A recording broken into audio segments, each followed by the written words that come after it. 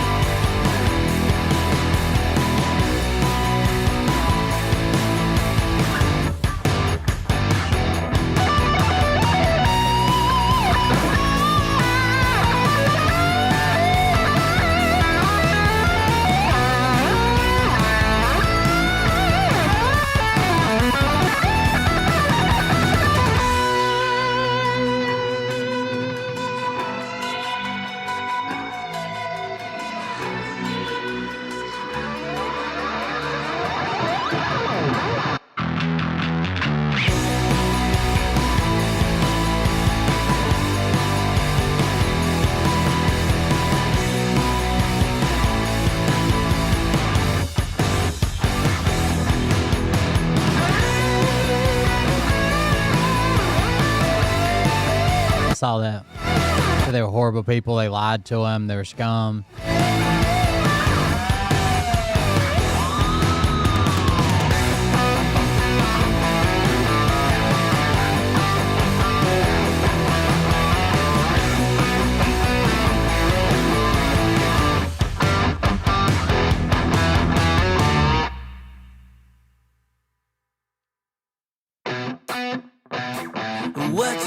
What you think about when you're born into a fire?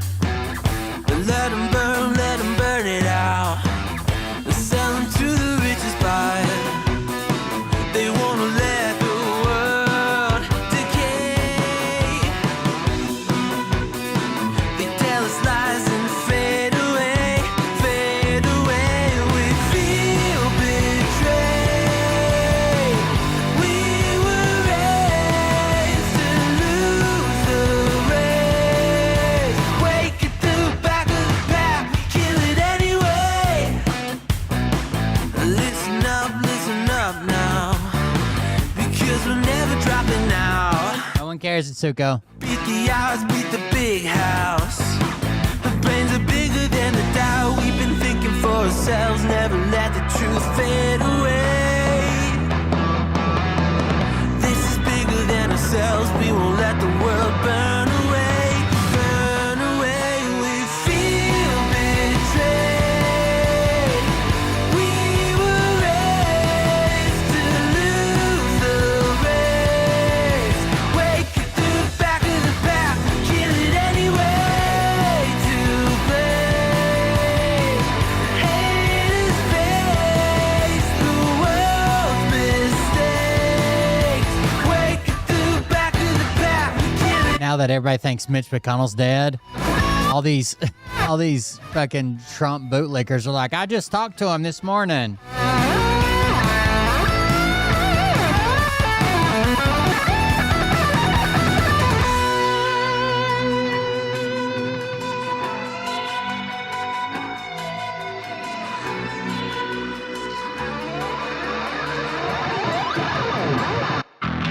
And we feel betrayed.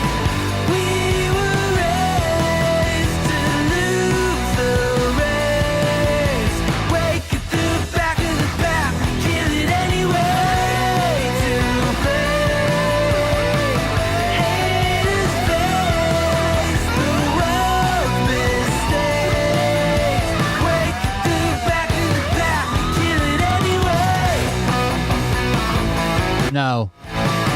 You don't even get a CBC golden shower.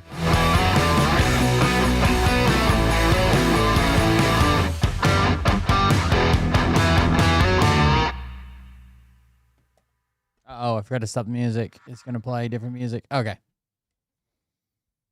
I got it going now, I think. All right, we got that. We got that. Let's see. Let's do roll intro.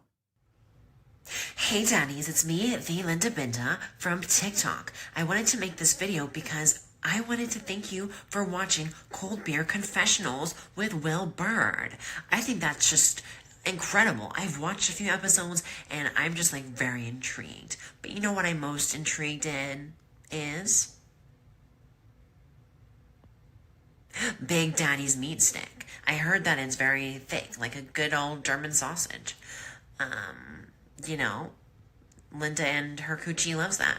Oh, never mind. Let's not go there. Anyways, I hope you have a good show and enjoy it as you can. There's a lot of weird things that go on, especially when... Like, people that claim that they've never talked to Mitch ever before are like, yeah, he called me this morning just to say he was doing really good. And he wants us to vote for the SAVE Acts. Like, what the fuck is going on? Anyways, welcome everybody. I am Will Bird, and this is the Cold Beer Confessional. I'm very much alive, and Mitch McConnell is very much dead, I believe. Let's start here, just because this sounded really interesting. This is a DMT clip, DMT trip video. Some audio. And seeing these different beings, and I kind of thought it was all... When I first started I love listening to DMT trips. Going to these different dimensions and seeing these different beings, and I kind of thought it was all in my head. It doesn't look like that when you're in the experience, but it's how I rationalized it to myself afterwards. About the 20th time that I smoked DMT, I was all of a sudden in this 50s kitchen. There was a boy sat down in the kitchen. It was like he was in trouble or something, and his father wanted to tell him something, but he didn't know how. His father came up, and he just went like this. The kitchen just collapsed and deconstructed into a movie set. And it was revealed to the boy that I think was me, that he'd been living on a movie set his entire life. And then you could see the entire universe. He's taking all of this in, and then the universe just ripped open, and then there was this purple fabric behind it, and then I got sucked into that purple fabric, and then I was in this other dimension, and I was sitting there working with this guy in this other dimension that I think was me, and we had some sort of job, which is a real bummer. We were trying to figure out how to keep this portal open or this gateway open or something. We got done with work that day, and there was a carnival, and there's a Ferris wheel, and there's some guy playing a piano, and then this dancing purple gypsy woman comes out, and it's like I've known her for lifetimes. Like, I've spent thousands of lifetimes with this woman, and it's just been a while since I've seen her, and we saw each other, and right away I was like, oh my God, it's so good to see you. And we caught up for a while, and then when the DMT was wearing off, she told me that everything was just going to be okay, and that all of this just keeps on repeating itself over and over again, so not to worry about it too much. We got sad that we were going to have to split up, and Yeah, the channel, there's a YouTube channel this is attached to. It's not Third Eye Clips, but the YouTube channel, I'll talk about, like, drug experiences, and they animate it all. It's going away cool. again, and so to trip me up, she just spun around and exploded into fractals that turned into like bats and different creatures that became everything in the universe, and then it became me, and I was everything, and then it got sucked back out, and it was just her spinning around again. She's like, see ya! And I got out of it, and I was like, okay, well, that was weird, but that's DMT for you. There's always weird stuff like that happening. happening and That's DMT. these strange beings. The next night, I went and I gave DMT to a friend for his first time. He'd never had DMT, and I didn't want to ruin anything by sharing anything. I've heard this one before. This is crazy. About the experience with him. I wanted to go in there fresh. So I told him, here's this bowl, just smoke it for as long as you can. So he starts smoking this bowl and he's coughing a lot. I can't tell how many hits he's getting. And I'm encouraging to keep going, and now he's having like 8, 10 hits is more than what I expected him to do. And he sits back and he just goes, I had too much, I had too much, I had too much. So it's a minute and a half in, and he's still going, I've had too much. And I'm thinking, he might have had too much. Then finally, he sits back, this smile comes on his face. Okay, listen to this bullshit. I've been live. This is why Facebook fucking sucks. I've been live for 11 minutes. Okay? 11 fucking minutes. And these are all the companies that have already claimed copyright on my Facebook video. IceCore, Mus, APRA Admin, Data Exchange, Song Trust, Pretzel Tech LLC, Phil Caps Right Manager, MTL MRG, Latin Naughter Right Manager, Whammy Reporting, Compass DSP. All of those people have all claimed copyrights on my video. From 1 minute and 7 seconds to 2 minutes 59 seconds, from 3 minutes 18 seconds to 4:53, from 5 minutes 1 second to 6 minutes 5 seconds. Like, what the fuck, dude? And the only music I play is copyright free. Anyways, back to the video. I had too much, I had too much, I had too much. So it's a minute and a half in, and he's still going, I've had too much. And I'm thinking, he might have had too much. Then finally, he sits back, this smile comes on his face, and he is just like, oh, they love you here. And I was like, yeah, there's like a real sense of like love or going home or belonging or something. He's like, no, they love you, Shane. And I was like, what are you talking about? And he goes, there's this purple woman in here. So he took a trip one night, and the next night his friend takes a trip, and they both met the same entity. And whatever the entity was knew the first guy who wasn't even high that night. That says that she knows you really well, and she just wants you to know that she cares about you. And I was like, what are you talking about? And he's like, I'm in this carnival, and there's this Ferris wheel, and this guy playing a piano, and there's this purple dancing gypsy woman. Had almost the exact same trip that he did. That says that she knows you. I didn't tell. Have you guys seen the motherfucker staring into lasers? Like doing DMT and staring into lasers, and they feel like they have the sense that like they can see into like the Matrix, like it's like code written in the laser or some shit. Like it's crazy. For about 10 minutes, and then he got out of the experience, and I asked him about it, and he said that these little mechanical elf things scattered, and they were scared. He was scared of them. They were scared of him. When he heard my voice, they all started peeking out, and they're like, is that Shane? And he was like, oh, you guys know Shane?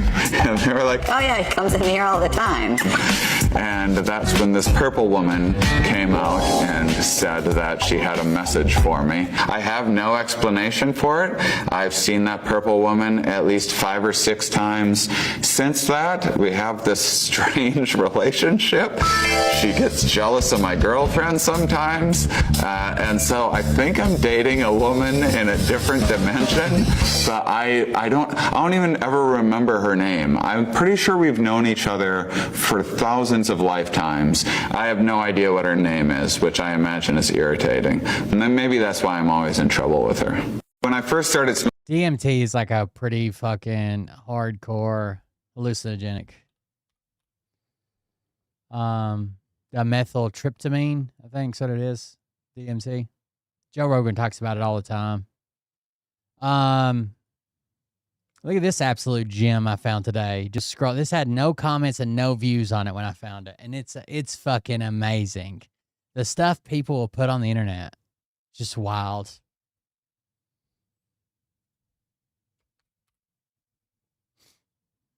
Desiree Townsend here. Not it. That is one we're going to watch in a second, but I meant to grab this link.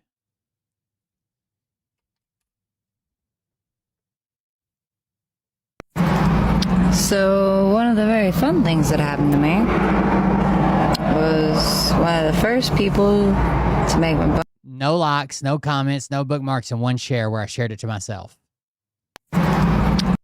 It says, Joe, this is the caption. Joe, you're the fourth to make my bones vibrate.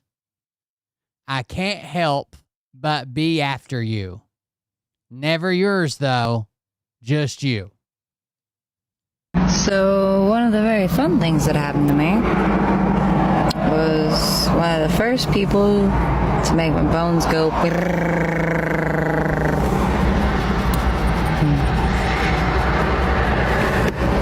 We're going to call her Kaya. Kaya was a fucking bitch. Did not give a fuck, only gave a fuck about her own thing. And I loved her all the more for it. What the fuck? Well, one day, Kaya decided to probe. And I threatened to take her head off. This was a threat towards an entity, not an actual human being. I was not gonna actually behead a human. I was going to do it to an entity. Kaya decided to probe. One day, Kaya decided to probe. Well, one day, Kaya decided to probe. And I threatened to take her head off. And you threatened to behead her. This was a threat towards an entity, not an actual human being. I would never threaten to behead a human being. This was an entity. I was not gonna actually behead a human. I was going to do it to an entity. Well, attempt to anyway.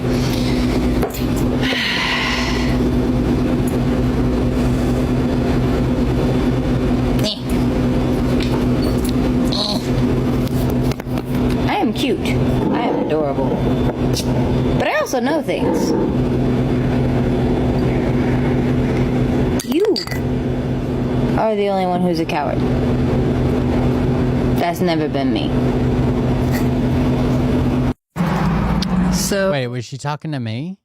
There's only one more option for these disgusting individuals.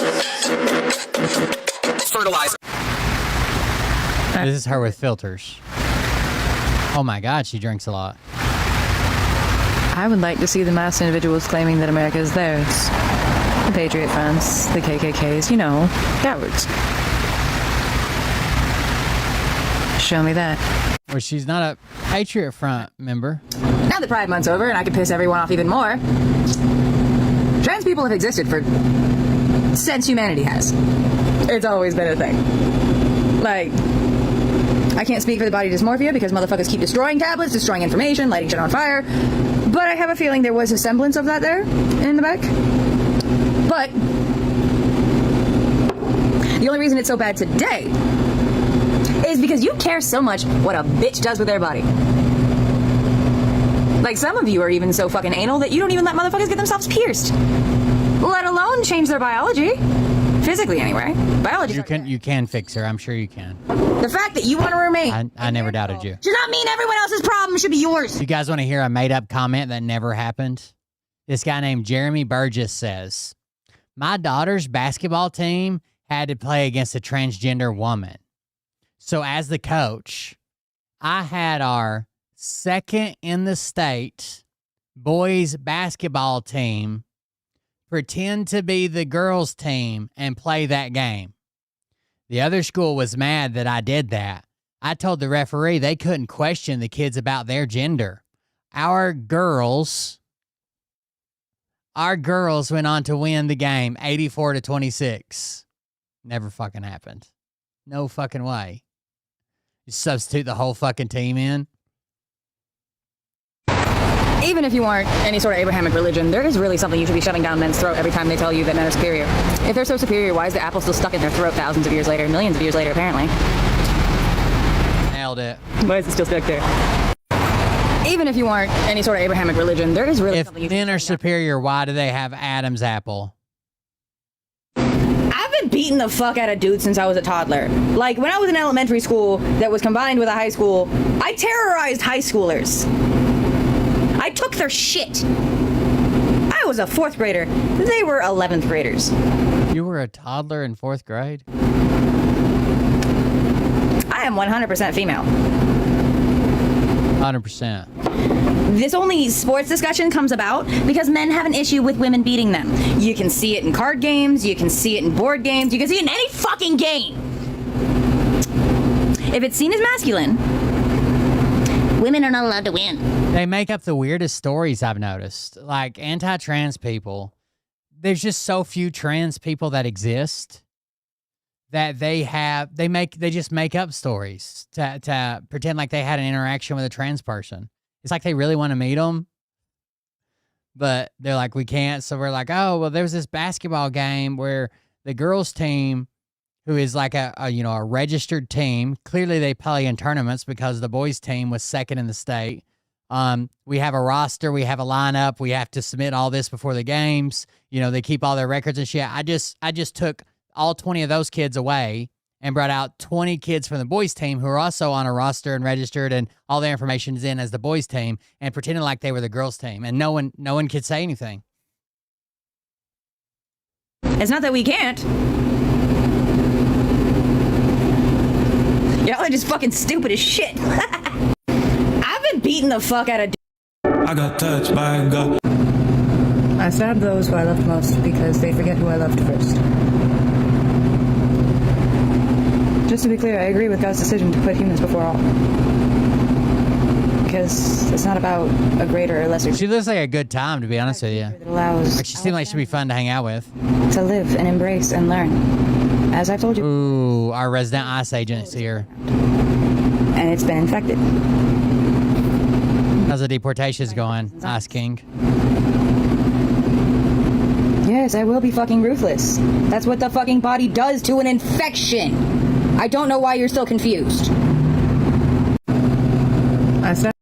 So people like to think because of dramatic... Last one. This account is called Devil's Firstborn, and so many... She makes, like, I guess she gets drunk, and she'll make and post, like, 20 videos in a day, and then you won't see her for a couple days. And then she'll get drunk and post, like, 30 videos the next day. Oh, no. You didn't step on a crack, did you? Them's the rules. Them's the rules. Movies and all this good shit that, like, psychological torture has to be, like, in depth and in your face. No. It could be something as simple as stalking. Something as simple as flashing your lights at a house or a car that you know somebody's in. It could be something as simple as following somebody around for a couple of blocks. They know who you are, but nobody else does, so you can't prove it.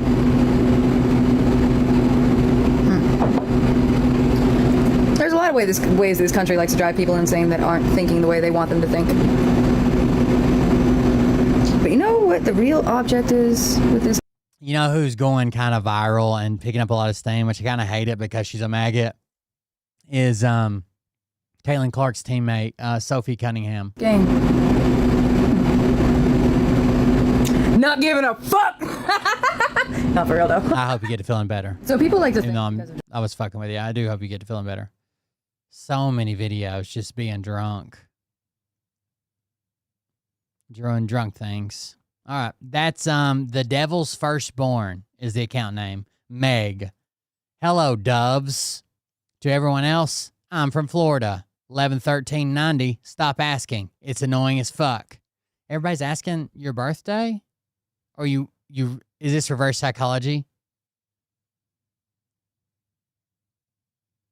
Yeah, she's a Trump supporter. There was and she's done a bunch of stuff that had like viral moments, like the finger pointing and the refs weren't calling fouls on their team one time, and she basically said to them like I'm about to fucking lose my shit, and this is your fault. You won't call the fouls, and then she did, and there's a big like a super cut of that, like her taking up for her team and shit.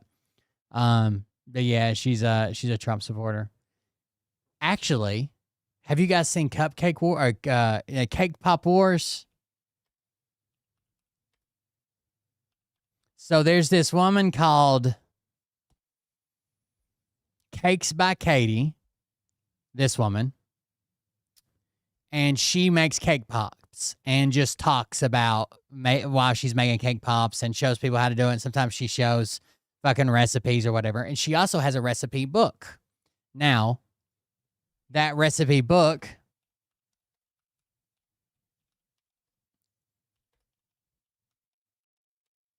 has her recipes in it and it's copywritten, okay?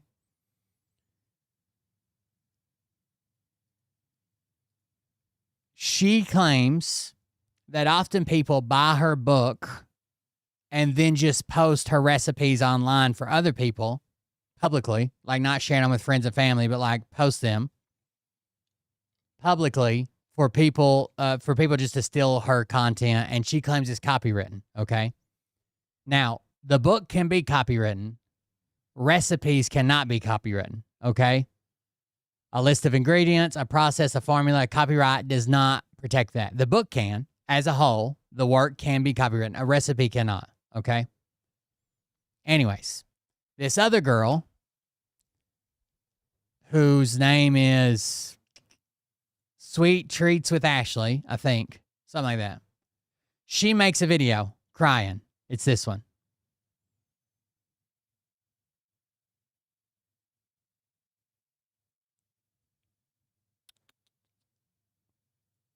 This crying video and says that, hey, I just, I do this sweet treats. I just started. It's like a side business. I work a full-time job. I don't do much. And this huge creator called me out and said I stole her recipe and that I was but I've never even bought her book. I didn't steal her recipe. I just watched one of her videos and saw her list of ingredients. So I started messing around with it, did my own thing, made my own Fruity Pebble cake pops. Okay. Then she's crying because she's like, she made this video about me and called me out and said I was a thief, which the video doesn't directly call her out. It's more like, people are stealing my recipe, blah, blah, blah. I saw a video today, but it doesn't really name her by name, but people figured it out. Anyway, she's crying and she's like, and then this creator messaged me and said that it was a copyright issue and that, if I didn't take the video down, that she was going to get her lawyer involved. And she's crying, and people are trying to back her up, saying, you can't copyright a recipe. You didn't buy her book anyways. Fuck her, blah, blah, blah. So people turned on Katie and started following Ashley, okay? Now, Ashley blows up. She goes from like 10,000 followers to like 750,000 followers. Everybody's like, fuck Katie. Get rid of Katie. She shouldn't be treating smaller creators like that. You can't copyright a recipe. Fuck her, fuck her, fuck her. Then it comes out that Ashley is a MAGA. She doesn't outright say that she's MAGA, but someone goes through her reposts, which always reveals people. If you want to know something about somebody, go see what they reposted. And she reposted a video about a guy saying, I'm not left, I'm not right, blah, blah, blah. But I know who I'm voting for. And it went on this big explanation about how you had to vote for Trump if you wanted America to stay America, blah, blah, blah, whatever. She did not buy the book, but she's a MAGA. So she reposted that video of this guy. So then people are like, no, now fuck you, Ashley. You're a maggot. And Ashley started freaking out. So she went to 750K, and in like 20 minutes, she was back below 700K. It was crazy. So Ashley's Cakes, Sweet Treats Ashley decides to make a story post. The problem is, Cakes. She doesn't deny being a Trump supporter. You'll see this all the time. Somebody get called out about you're a maggot, you're a Trump supporter, you support Trump, and they're like, I believe all people are created equal on God's earth or whatever. So this is what she says. When being accused of being a Trump supporter, she didn't say, oh, by the way, I didn't vote for Trump. She said this: just to clear things up, I do not support hate of any kind. I believe in kindness, respect, equal human dignity for everyone, most certainly basic human rights. That includes people of all races, gender, backgrounds, and beliefs. my page is all about supporting people of all, supporting everyone or something like that. I don't know what the bottom part says. But it would have been real easy if she just said, no, I didn't vote for Trump. But she couldn't, or she didn't, because she did support Trump. Or at least she was reposting videos about Trump. Maybe she didn't vote. But what's crazy is like, I understand there are some people in the middle that if you ask them about women's rights or gay rights or this, whatever the hot button issue is, they would probably be very much like live and let live kind of deal. I say, everybody should do this, everybody, but they feel like they can still vote for a guy who tramples on all those things, right? And not get associated. Like, he'll say the most racist shit, like about the Iranian people, and they're like, oh, well, I don't support that, but the economy or the border or whatever the fuck, and they feel like they can. You cannot separate those two things. It would be one thing if he had these beliefs that he privately shared and we found out about them, and he never brought those into the office. He never brought those in when he made decisions, but like privately, he like hated fucking Chinese people or some shit, right? And we knew that about him, but he never let that affect him in his job performance. But that's not true. He literally says it while passing legislation or while signing EOs. The reason he's doing it is for these racist, homophobic, transphobic, Islamophobic, all the phobias. Trump has them all. And so then people went back to the original, Cakes by Katie, and they're like, we're sorry we doubted you. We found out she's a magnet. Then it comes out that Katie doesn't flaunt it, right? She doesn't go out and make all these videos saying, you should support me because I'm this or that or whatever. But she's made a bunch of anti-ICE comments. She's made a bunch of pro-women comments. She's married to a black guy. Like, she's like the perfect example, and people jumped on her too quick. But here's her apology. Good morning, friends. Yesterday, I really fucked up, and I'm not proud of how I handled the situation. To quickly tell you what happened, I saw a cake pop recipe written within a TikTok caption. I thought it came from my recipe book because I was tagged, and I handled the situation poorly. The legal advice I received in the past said this was wrong because I had a copyright on the book. You guys quickly informed me, and now I know that that's not the case. A recipe book is copyrighted as a whole, not on individual recipes. I was confused. I was acting on advice that I had been given in the past, and I didn't lead with my heart. I didn't lead with kindness, and obviously that showed. I had a human moment and reacted instead of taking the time to talk out the situation, and I couldn't be more sorry for that. I've spent the last day receiving death threats, hundreds of wishes that I would end my life, racial slurs against my family, people telling me I should be sterilized, that I should be put down. But I do just want everybody to know that I take accountability for the way I responded to Ashley. I know that Ashley didn't get the best version of me yesterday. And you don't know me and you can say what you want, but if you did know me, you would know how heavy that sits on my heart and how sorry I am that she did get the worst version of me. I totally hear you guys. I do use box cake, but I do have over 70 recipes that I want people to make, that I made simple for everybody to use. I can't say enough that I understand Ashley didn't have bad intentions, that I should have taken the time before reacting. Now, I don't know about you, but sometimes when life is hard, when things are hard, when health is hard, I react. I think that's human, but I don't think it's right. Is it something that I'm going to work on every fucking day? Every day I'm going to walk with kindness, with grace, and with I think she took it way too. It's the fucking internet. Yeah, I get death threats too. Generosity as much that I can, and I just wanted to let you guys know that I have learned a lot from this situation. Ashley, I am so sorry. I wish you the best of luck on your cake pop journey. I know some of you guys were getting upset when I was turning my comments off yesterday. I've just never been through something like this with these kinds of messages, and some of them seem very serious. So I just don't know like when I'm going to be around or when I'm going to be back. But I love you guys. Thank you so much for letting me be in this space with you. Thank you so much for so many of you for letting me help you make cake pops, and I truly that's all I want to do with my life. So I'm gonna go. I hope you guys have a good week. I hope you have a good day. And Ashley, if you're watching, I'm sorry. I'm really, really sorry.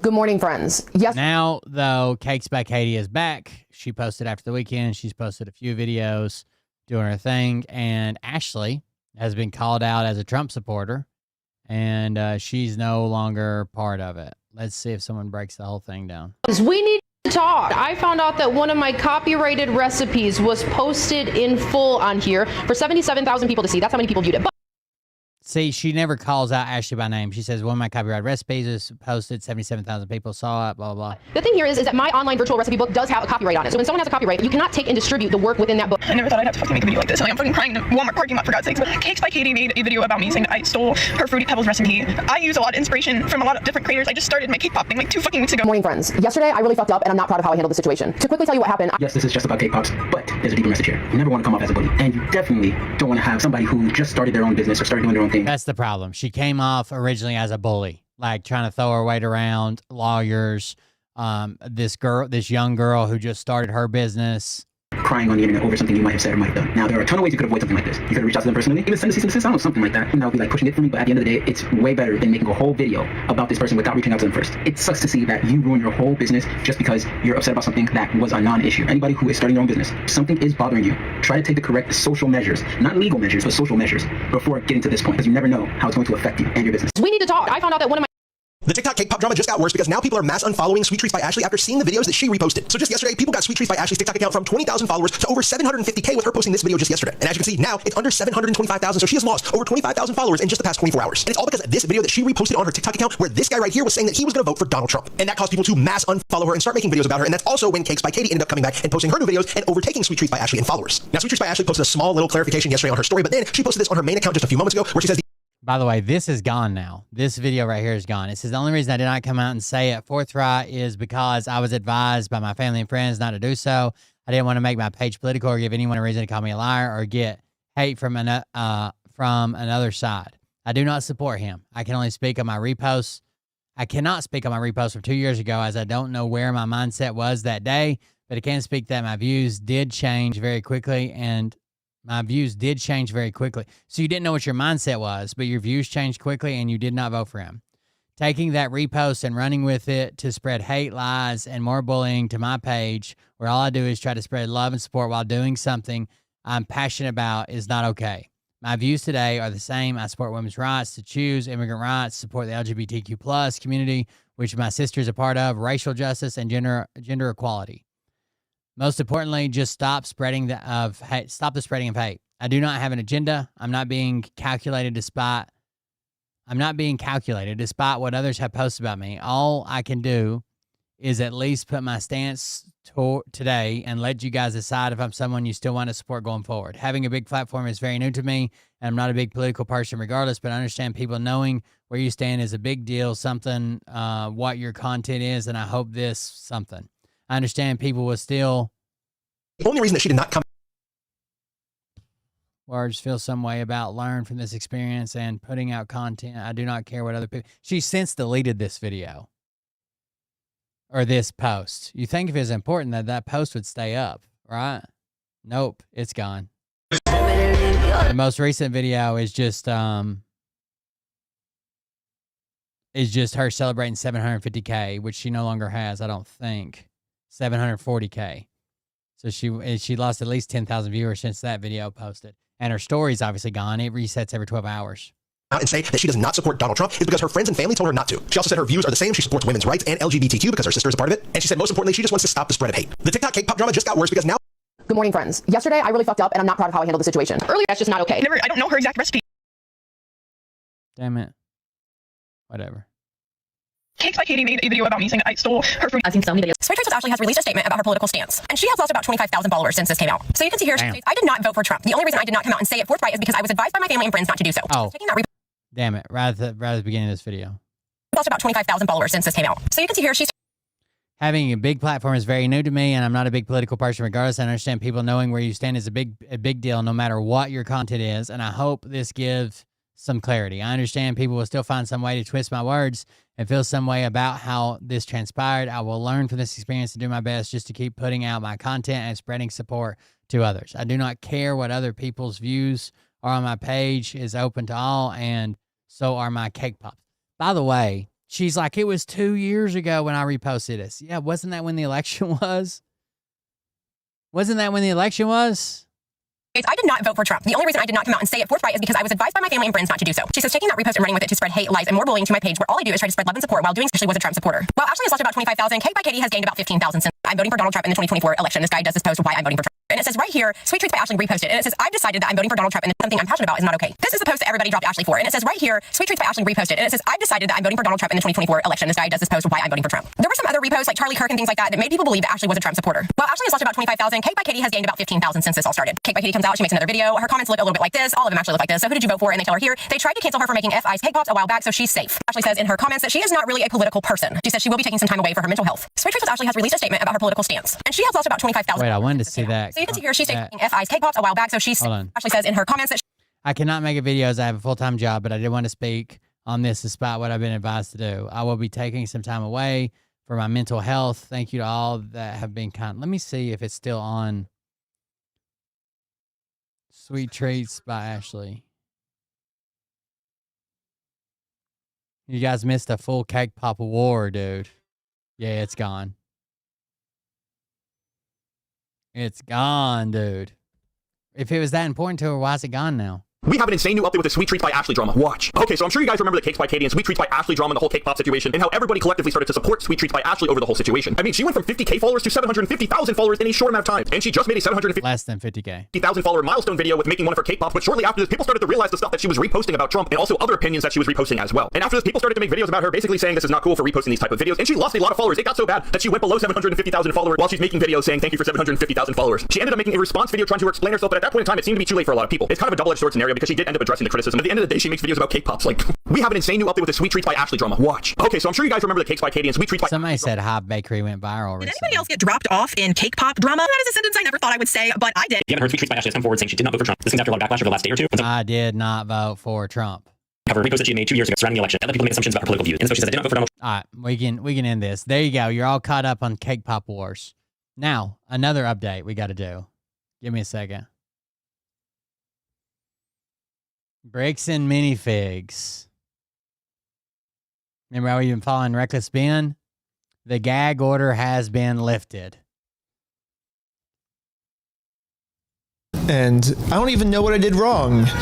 Yeah, Bricks and Minifigs is making up tons of lies about me to the police to try to get me thrown in jail so I can't release my documentary about them. But the crazy part is I'm not even allowed to know what they're saying I did. Legally, I'm not allowed to film inside court, so I formally requested the audio, but since there was no visual, I hired an animator to animate over it. Right now, I kind of don't even know what I'm being charged for because all of the body cam footage has been redacted, and they say it's to protect the victims. However, I think there are some redactions that maybe don't make sense and that weren't to protect the victims. There's some things being said about me that are redacted I don't know about. I do have some concern in this case with the defendant representing himself. The allegations here relate to the fact that the defendant, he's a person he's a YouTuber, creates videos, publishes them online, and has been, if this defendant were to represent himself and we were to provide body cams and discovery, we would be now providing additional information and fodder for this defendant to create videos from which he could profit by placing them on YouTube at the expense of the victim. I have serious concerns for that. Yeah, the state of Utah is claiming that if they tell me what I'm being accused of, then I'll use it for content on my YouTube channel. And they can't have that. They're arguing to the judge. Body cams are fucking public record, bro. Get fucked. If he wants to take them and go on a goddamn world tour with them, get fucked. The best thing to do is to not let me know what's being said about me, which is very strange, but that's their argument. And just in case you've been following along with this whole Lego story, this is all happening because I stepped in to help a family who got their Lego collection stolen from a company called Bricks and Minifigs. And for the last couple months, this company's been doing whatever they can to get content is king. That's right. Content. And this isn't even just me speculating. One of their own employees literally told us what their plan was. Dang. But eventually, Bricks and Minifigs. I mean, it's his content. Just like when Dr. J started her OnlyFans, I was like, yeah, it's your body, your content. They found out that I'm not just some random kid. I'm actually a YouTuber making a documentary on the entire scandal. So the YouTube guy's named Reckless Ben. I don't want to be on YouTube. Yeah, this is when things really started getting crazy. Bricks and Minifigs went into ultimate defense mode and was going to do whatever it takes to prevent this documentary from coming out. First, the police got a call saying I had heroin on me. And obviously, they found nothing. But then they got a call saying that I was the one that stole the Legos. I got swatted by the entire police department. We all got arrested. But right when I got out of jail, I got a warrant for my arrest for some mystery crime that I committed. It seems like this guy might live in LA or his last known address is in LA. Yeah, the police showed up to my house all the way in Los Angeles to arrest me without bail. He was like, just tell him he has a blood. Oh, people didn't know you were the masked gaming granny or whatever?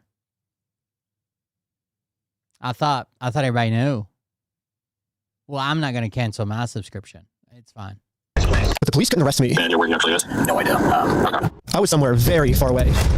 But anyways, back to court. The judge is looking at signing a protective order to protect Josh and all of his statements about me. If this protective order gets signed, then I'll never be able to find out what he's claiming I did. I got bad news. I don't think we have any more budget for animation, dude. Oh, shoot. Oh, so how do we animate this next court scene?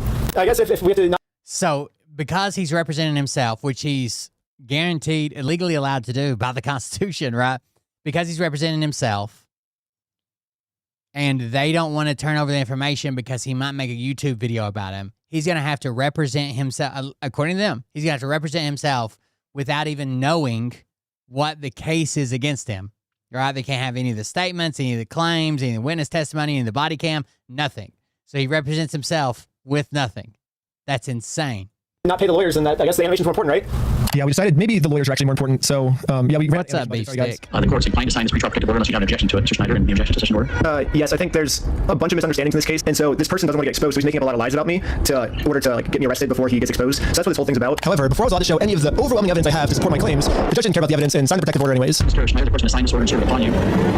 So the court has made it clear they do not want to look at the evidence, and they want to protect Josh and Brandon for some reason. And now I have to somehow fight a court case against all of these mystery crimes against me that I have no clue what they're even saying I did. So this whole mess is happening in American Fork, Utah. But I'm also being charged with another case in Provo, Utah. This is where corporate bricks and minifigs is, which is why I'm also being here. And this police department has surprisingly actually followed the law when it comes to discovery, and they sent me all the raw body cam footage of what I'm being charged for. Let's start at the beginning. The moment I first met the CEO, the reason I'm talking to him right now is because before exposing this company for the grand theft they committed, I thought it was in good faith to give them an opportunity to do the right thing first before I make a documentary about this. You get like $20,000 for Legos in your store?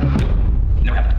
But the CEO did not want to take the opportunity to do the right thing, and instead instantly called the cops on us. Hi there, I'm calling to report a crime. They themselves say, hey, you guys stole this product from this person. If you don't give it back, I'm going to burn the place down. Or we're going to burn the place down. Or I'll kill you. It's Ben Snyder who's been the one engaged in this behavior. You can see in the police report that they themselves said if they didn't give the Legos back, we're going to burn the place down. I'm going to burn the place down.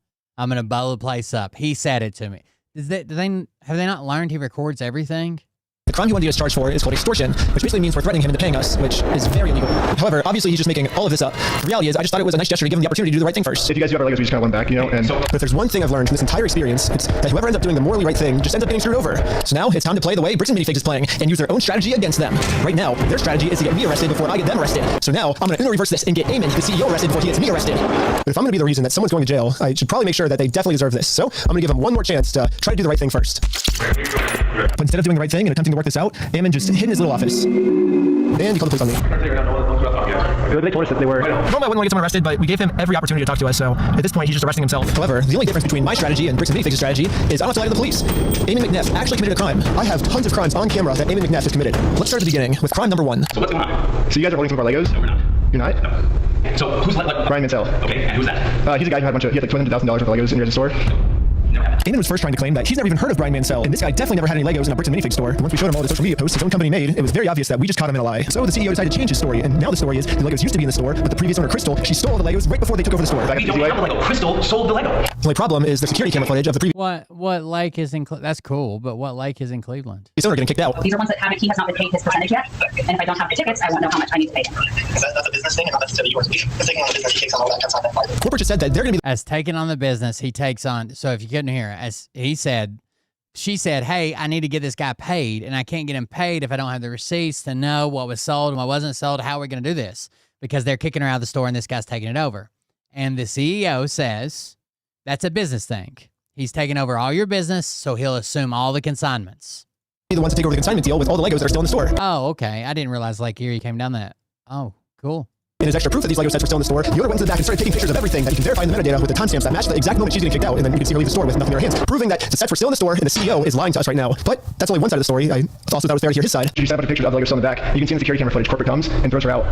Great. I understand what you're talking about, but you have a misunderstanding of what has occurred, and you're taking one person's word over the other's word. You can go after the party that's responsible, and you don't want to because that's not easy. You have accepted a narrative that is not real, and you are continuing to pursue that narrative because it's easy, and it gives you views, and it gives you all sorts of style, and does all sorts of things that way. So basically what the CEO is trying to explain to me is we shouldn't be looking at the evidence. Instead, I should just be taking his word for it because he said so. Crystal Law was a former franchisee of Bricks and Minifigs. Yeah. She took Mr. Mansell's Lego, sold it, didn't pay him. She has his money. But she sold his Lego. She has his money. To make it easier for you guys to understand the CEO's argument, we're going to demonstrate his argument with a little skit. Oh, that was the back. No, are you sure? You have a misunderstanding of what happened. Yes, this is the exact argument the CEO is trying to make. Something we just saw in video. The CEO is saying it never happened, which would mean the CEO is lying. And most people would agree that lying is morally wrong. However, if you lie about a crime, the way Eamon's lying to me right now, then that's not just morally wrong anymore. That crosses into new territory called illegal. The North. Specific crime is called North Shore. If someone commits this crime, they can get arrested. Yeah, the CEO couldn't look more like an evil villain. We're at the police station, and we're going to charge him with a criminal crime, obstructing of evidence of a $200,000 theft. And good news for us, we found out last week that all of the police in Utah take obstruction very seriously here. The police arrested my friend Sheldon for obstruction just for locking his phone. You're attempting to destroy evidence. Okay, put your hands behind your back. I was just locking my phone.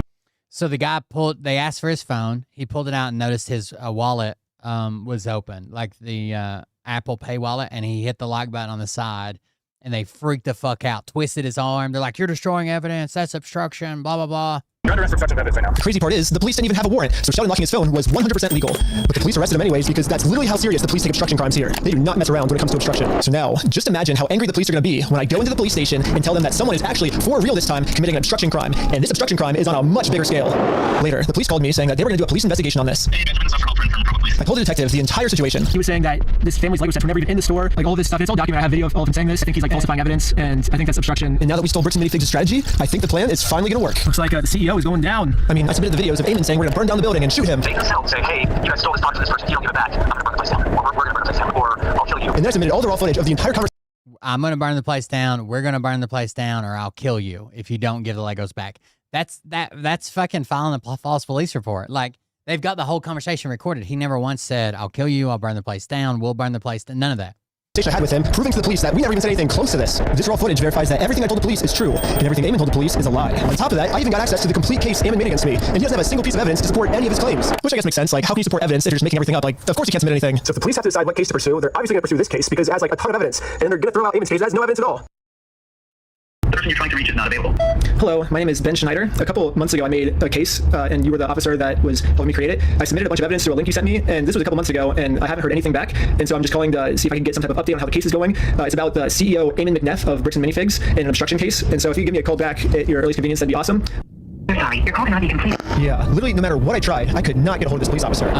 Ghosted. Back to Utah to go back to the Provo police station in person to see how the police investigation against Eamon is going. And I just so happened to get a hold of the police schedule and arrived at the exact time this officer was supposed to arrive. But before I could speak to this officer, one of the other police officers called me to the front desk and asked to talk to me. I'm not seeing him on duty right now. Really? They said he was going to be here today at 3 o'clock.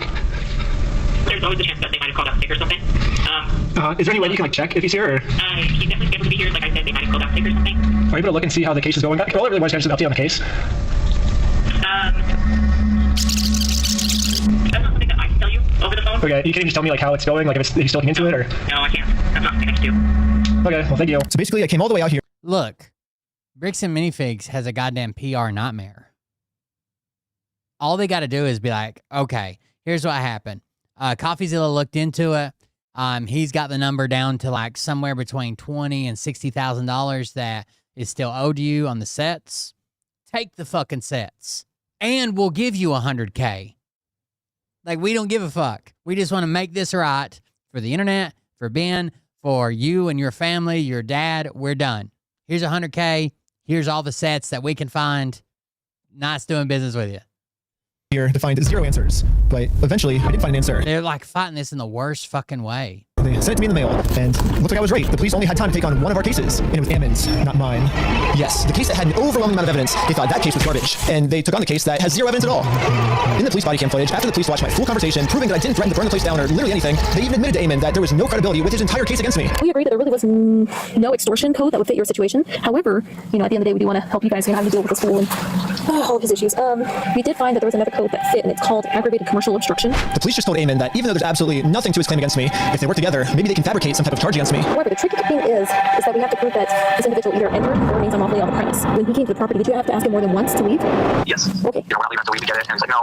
So Eamon's telling the police that even though they continuously told us to leave, we didn't leave. But if we go back and look at the footage of what happened, this is the reality. So when they say they're corporate, how do you respond next time? I have no idea. You have to take up with them. It's your thing with them. That doesn't involve us. As a separate business entity, you got to take up with them. You got to resolve it. Okay, well, thanks so much, guys. Thank you.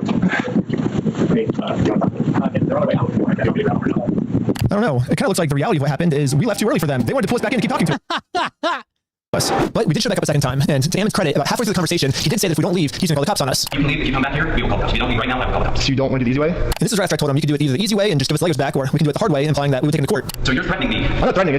We're right, like we have a right to Legos. So we're going to do the easy way. What proof of ownership have you provided to me that you own this? I mean, I can give you proof if you want. Provide proof. But right after he says this, he's now asking us to provide him proof that we actually are entitled to these Legos, so we can't leave now because he just wants to stay and provide proof. And then at the very end of the conversation, he says this one more time.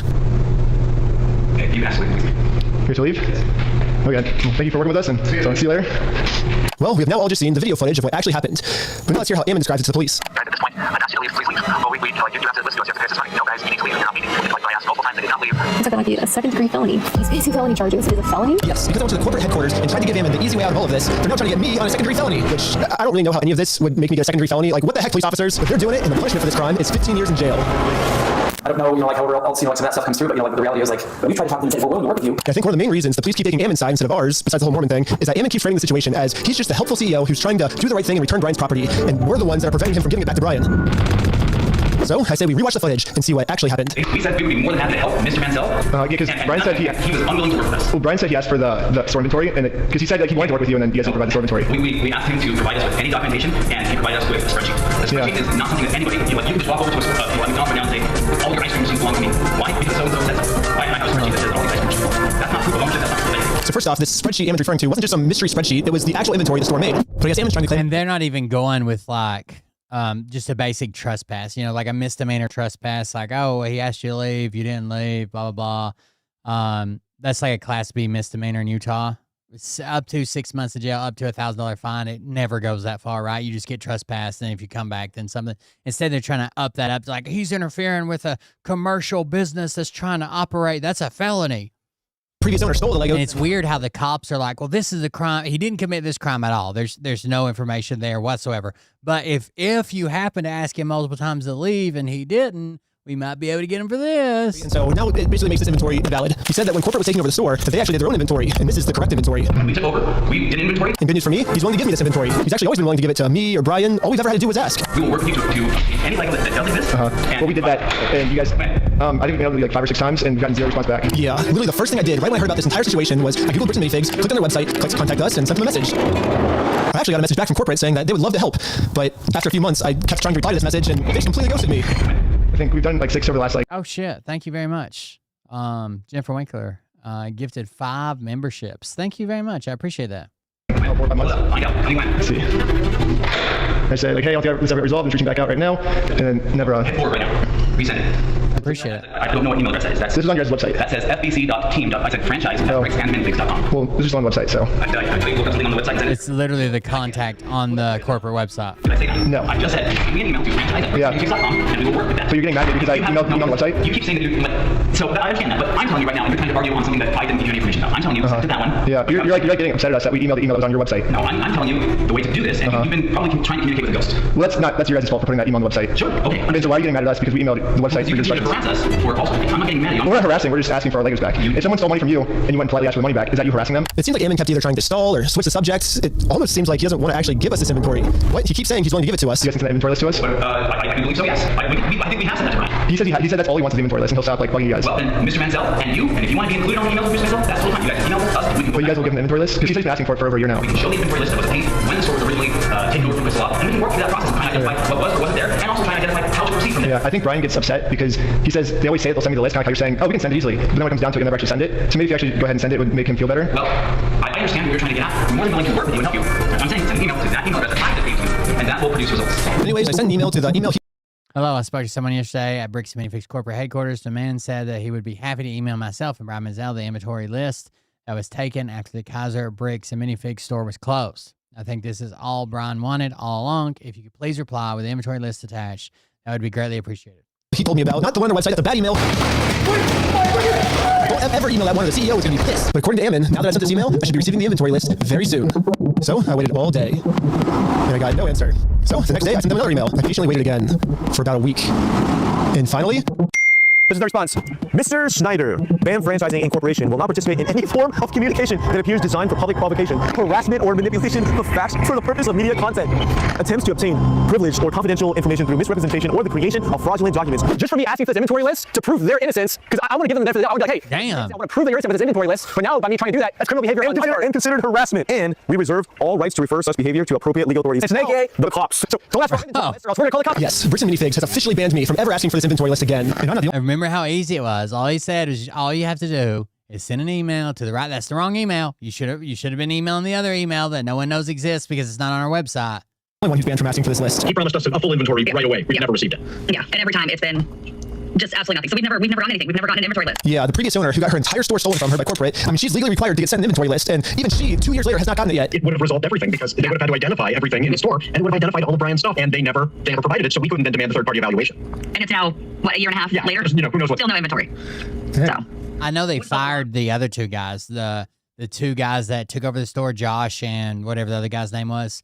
But that fucking Eamon dude needs to go down too. Problems a year and a half ago to go, here's the inventory. And they need to make this right. $100,000, just send it to, they're so fucking wealthy, dude. Like, it's a drop in the bucket money. You know what I'm saying? Like, even Brian still hasn't received this inventory list yet. I've never received an inventory list. I've never received a record of sales because they can't provide it. They open the store up almost right away. dude, if I ran a company this fucking big that relied this much on the fucking public, I would be so quick to write a fucking check when this started getting traction.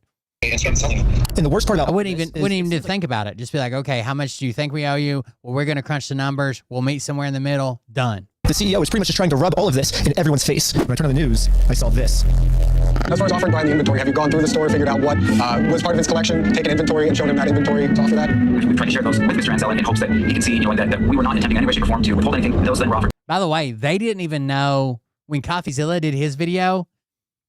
They're like, well, we've been asking for a list of what he claims is missing ever since we started talking to Brian. He won't send us one. We don't have one. And CoffeeZilla's like, see this list that we're looking at right now? And he's like, yes. And he's like, well, this is the list that you guys create and own on Google Sheets. And it says you've had it for over 2 years. And he's like, oh, well, thanks for telling us that. Now we can look at it. And the initial offer was rejected. So now in public, that's exactly right, 903. Him and the CEO is telling the world that he tried to give us this inventory, but we're the ones that didn't want it. We do want to help him recover as much of the collection. Our number one priority right now is to ensure my kids, at least Ollie, Liam's mostly grown out of them, and Mariah love fucking Legos. We'll never go to fucking Bricks and Minifigs again. That he gets made whole. We know that we have a responsibility to work with him to make sure he does get made whole. So you've offered Brian the inventory of sets that was in the store? Yeah, whatever was left over, we've offered that on multiple occasions. So we've tried to make multiple offers, and hopefully we'll be able to get them to the table so we can discuss it. And this is pretty much Ammon's game plan now. Go to as many news stations as you can and lie. The entire time we were saying, hey, we want to help, we want to help. The main narrative now seems to be, Bricks and Minifigs has always been trying to give Brian his Legos back, but Brian just never wanted them back. Would you be willing to just take this? And the answer was no. It was attempted to be given to the family, and it was refused. So he made the offer and said, hey, you can have all this, and that offer was not accepted at the time. Well, that's Ammon's side of the story, but I say let's take a look at what actually happened. From the bottom up, that is our correspondence with Bricks and Minifigs, trying to work with them and getting the sets back. So right when this happened, Brian hired an attorney to reach out to Bricks and Minifigs. They sent an email saying, how should we proceed to retake possession of the sets/minifigures? And they actually emailed back saying they were willing to help. And then after this, they just never respond. So Brian's attorney sent them another email, just following up on this, when can we pick up the sets? And they still didn't respond. So the attorneys emailed back saying, it's now been 16 days, how can we get these Legos back? And finally, they received a response. It says, Brandon Best and Joshua Johnson have no legal obligation to return any of the Lego product that exists in their store to you. What? So yeah, basically they're saying that they're the ones that are not able to work with you, is what it seems like. Exactly. They finished this email saying, we consider this matter closed and will not be returning any Lego products to you. So as you can see, that's the reality of what actually happened. Wait. But then Ammon goes on Fox News and says this. So they actually did have an attorney send information. We've been trying to return it to, of course, Fox News. Said, great, appreciate this. Let's see what we need to work this out. Yep. And then we never heard back. So why is Ammon going on Fox News then and saying, we wanted to give Brian his stuff back. He's the one that didn't want his stuff back. He didn't want any of his things. That's my point. I don't know. He's lying. I truly do believe in integrity. Truly, I believe in the sentiment of integrity. I believe everyone should have integrity. But anyways, another thing the CEO seems to be pretty upset about is that when Brian kept demanding his stuff back and couldn't get... Look how fucking evil the dude looks. Hold on. But anyways, another thing the CEO seems... He looks like he's fixing to tie a woman to some train tracks, dude. What the fuck is this?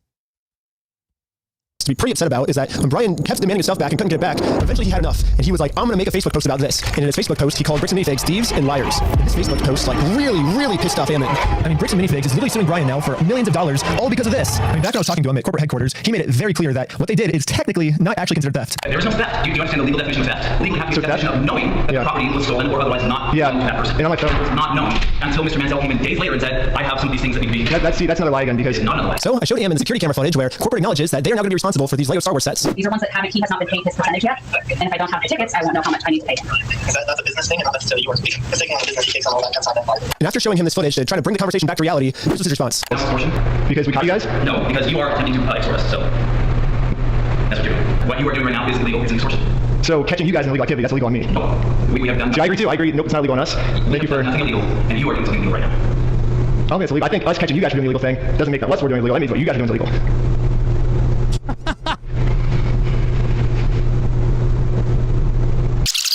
Okay, you absolutely leave. Great to leave? Yes.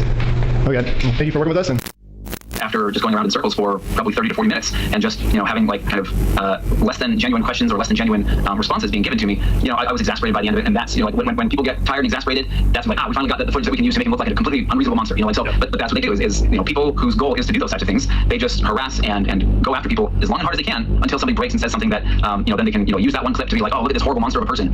So that's what I feel like is kind of really happened here. So Ammon's claiming that I just harassed him for 30 minutes and finally he got fed up with us, which that was the one clip at the end that I used in my documentary. So I said let's go to the very beginning of the footage, my first interaction with him, and see what actually happened. So what's going on? So you guys are holding some of our Legos? You're not? Yeah, literally from the very first sentence we ever exchanged with each other, Ammon's goal was just to lie to us. But anyways, I'm now starting to think that the only reason Ammon wanted us to email him about the inventory list wasn't actually give us the inventory list, but actually, it was a trap. Yeah, Ammon only wanted me to email him so he can find out my email and subpoena Google and find out all of my private information. You think I'm lying, but they actually did this. They subpoenaed Google asking for all private information tied to this email address, and Google sent them like hundreds of hours of all the raw footage from everything I've done to the LEGO video so far, all my emails, all my search history, all the metadata that shows everywhere I've been. But anyways, this was the reaction of the police officer after she watched the first episode. I'm really curious to see like if this school even makes any money doing this YouTube stuff. I'm like, if it's enough for him to travel to another state just to go get some footage. It doesn't even sound like his like secret information doesn't even seem credible. No. My understanding. No, so it sounds like you were able to watch the video. I think by secret information, the police officer is referring to the security camera footage that proves that everything Britain Minifix is saying is a lie. My first question is, how could this not be credible? It's literally just video evidence of what happened that night. But at least now I can see why the police aren't listening to me. They're basically just saying that all of the evidence I submit to them is not credible, and therefore case closed. Ben's wrong, and we're right, because we said that the evidence is uncredible. At this point, Bricks and Minifigs is working with the police to just come up with whatever story they can to make any evidence I give them seem as uncredible as possible. In all of his actions to just generate clicks and likes to get, like social media clout without putting work and just doing the crummy stuff. Interesting. He seems like a fun his MO really seems to follow somebody who's like a paper tiger, right? Like who behind or like a keyboard warrior, but they'll make threats. This is the craziest part of the video to me. Ammon's claiming that I'm a keyboard warrior. And a keyboard warrior is basically just someone who talks a lot of smack online, but then when it actually comes down to it, they won't do anything in person. Which, I mean, if we look back at the footage, I accomplished almost everything I set out to do. I didn't get scared of anything. If someone in the story is a keyboard warrior, I don't think it's me. I think it's Bricks and Minifigs. I mean, let's double check by looking at the footage. Ammon claims with his words that he can give us the inventory list. Show the inventory list. But when it actually comes down to it, he's terrified to give it to anyone. Bricks and Minifigs this entire time has also just been begging me to sue them. So when I finally go out and actually sue them, they close down their store. And now Bricks and Minifigs is going to absolute extreme lengths to hide from this lawsuit. Are you okay if she just gives you the paper so we can just... This guy and the other guy fired Josh all of the signs of and the keyboard Brandon. Warrior. For some reason, they think that I'm the keyboard warrior. At this point, it almost seems like everything Bricks and Minifigs is doing, for some reason they think that... By the way, it's almost like they've said multiple times, like, well, we didn't sign the agreement, so we're not obligated to fulfill it. Like, you need to go to the previous owner who signed this agreement with you. Almost like they're gleeful that they didn't have to give them back. They went from claiming they don't exist to there's not as many as they claim to we don't have to give them back. We're not going to give you any back. We're not legally required. Like, the story just keeps changing, and the U-Haul shit was crazy. I'm the one that's the one doing it. Well, keep my fingers crossed for you guys. Hopefully, no more issues. There's so many other things that this guy could like be talking about, right? No, 100%. But sometimes it's a sunk cost fallacy. They just think, oh, I put so much time and effort into this. I got to make sure something happens. Thanks, guys. Appreciate it. Yes, Ammon just completely proved my point. Obviously, I'm not suffering from the sunk cost fallacy at all. Ammon's the one suffering from the sunk cost fallacy. I mean, they literally already admitted to me that they've held onto the Legos for so long, it's not worth it for them to give it back to us anymore. I am trading those things at this point. Kept my culture for this long, so. Let's see what else Bricks and Minifigs. Ammon even says, like, if you think you got a case, sue us. It'll cost you, I think the words were, it'll cost you $2 million to get back $200,000 worth of Legos. Figs accusing me of. Well, they're suing me for defamation. But this entire time, Bricks and Minifigs is actually the ones defaming me. They just saying, hey, you guys stole this product from this person, you don't give it back. I'm gonna burn the place down. Let's go to the next thing Bricks and Minifigs is accusing me of. Extortion, when they're the ones actually extorting me by saying if I don't let them steal the Legos from us, they're gonna make up a reason to throw me in jail. I stole the Legos? Dang. Okay. Bricks and Minifigs is also getting me for RICO charges. They're charging Reckless Ben for RICO. I think it is more likely that the police are guilty of RICO, right? And if you look at the CEO's previous businesses, he actually got sued for RICO. He's the one guilty of RICO, not me. They're also accusing me of sending a sniper to shoot out the windows of the McNeff house. You guys want to come to see the window and see where they were shooting from? When the police got there, they realized it was actually a construction worker who accidentally shattered the window. It seems more likely that it happened from construction work than it happened from some random people across the way. But even after all this... there could have been someone up on this hill, a fucking SEAL Team 6 sniper that works with YouTubers. They exist. Well, it looks kind of like you're building a deck and the window's busted. I would say it was probably from the deck. They still go online and say it was me. He's trying to get Ben Schneider for like attempted murder. Wait, I want to see that. Construction work that happened from some random people across the way. But even after all this, they still go online.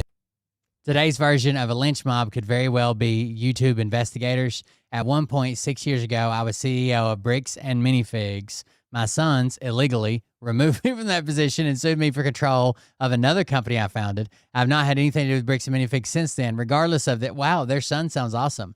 Regardless of this, in the last 10 days, I began multiple death threats. And 2 days ago, we saw people viewing our home from the hill behind our home with binoculars. And they shot out a big picture window that would cost thousands to replace.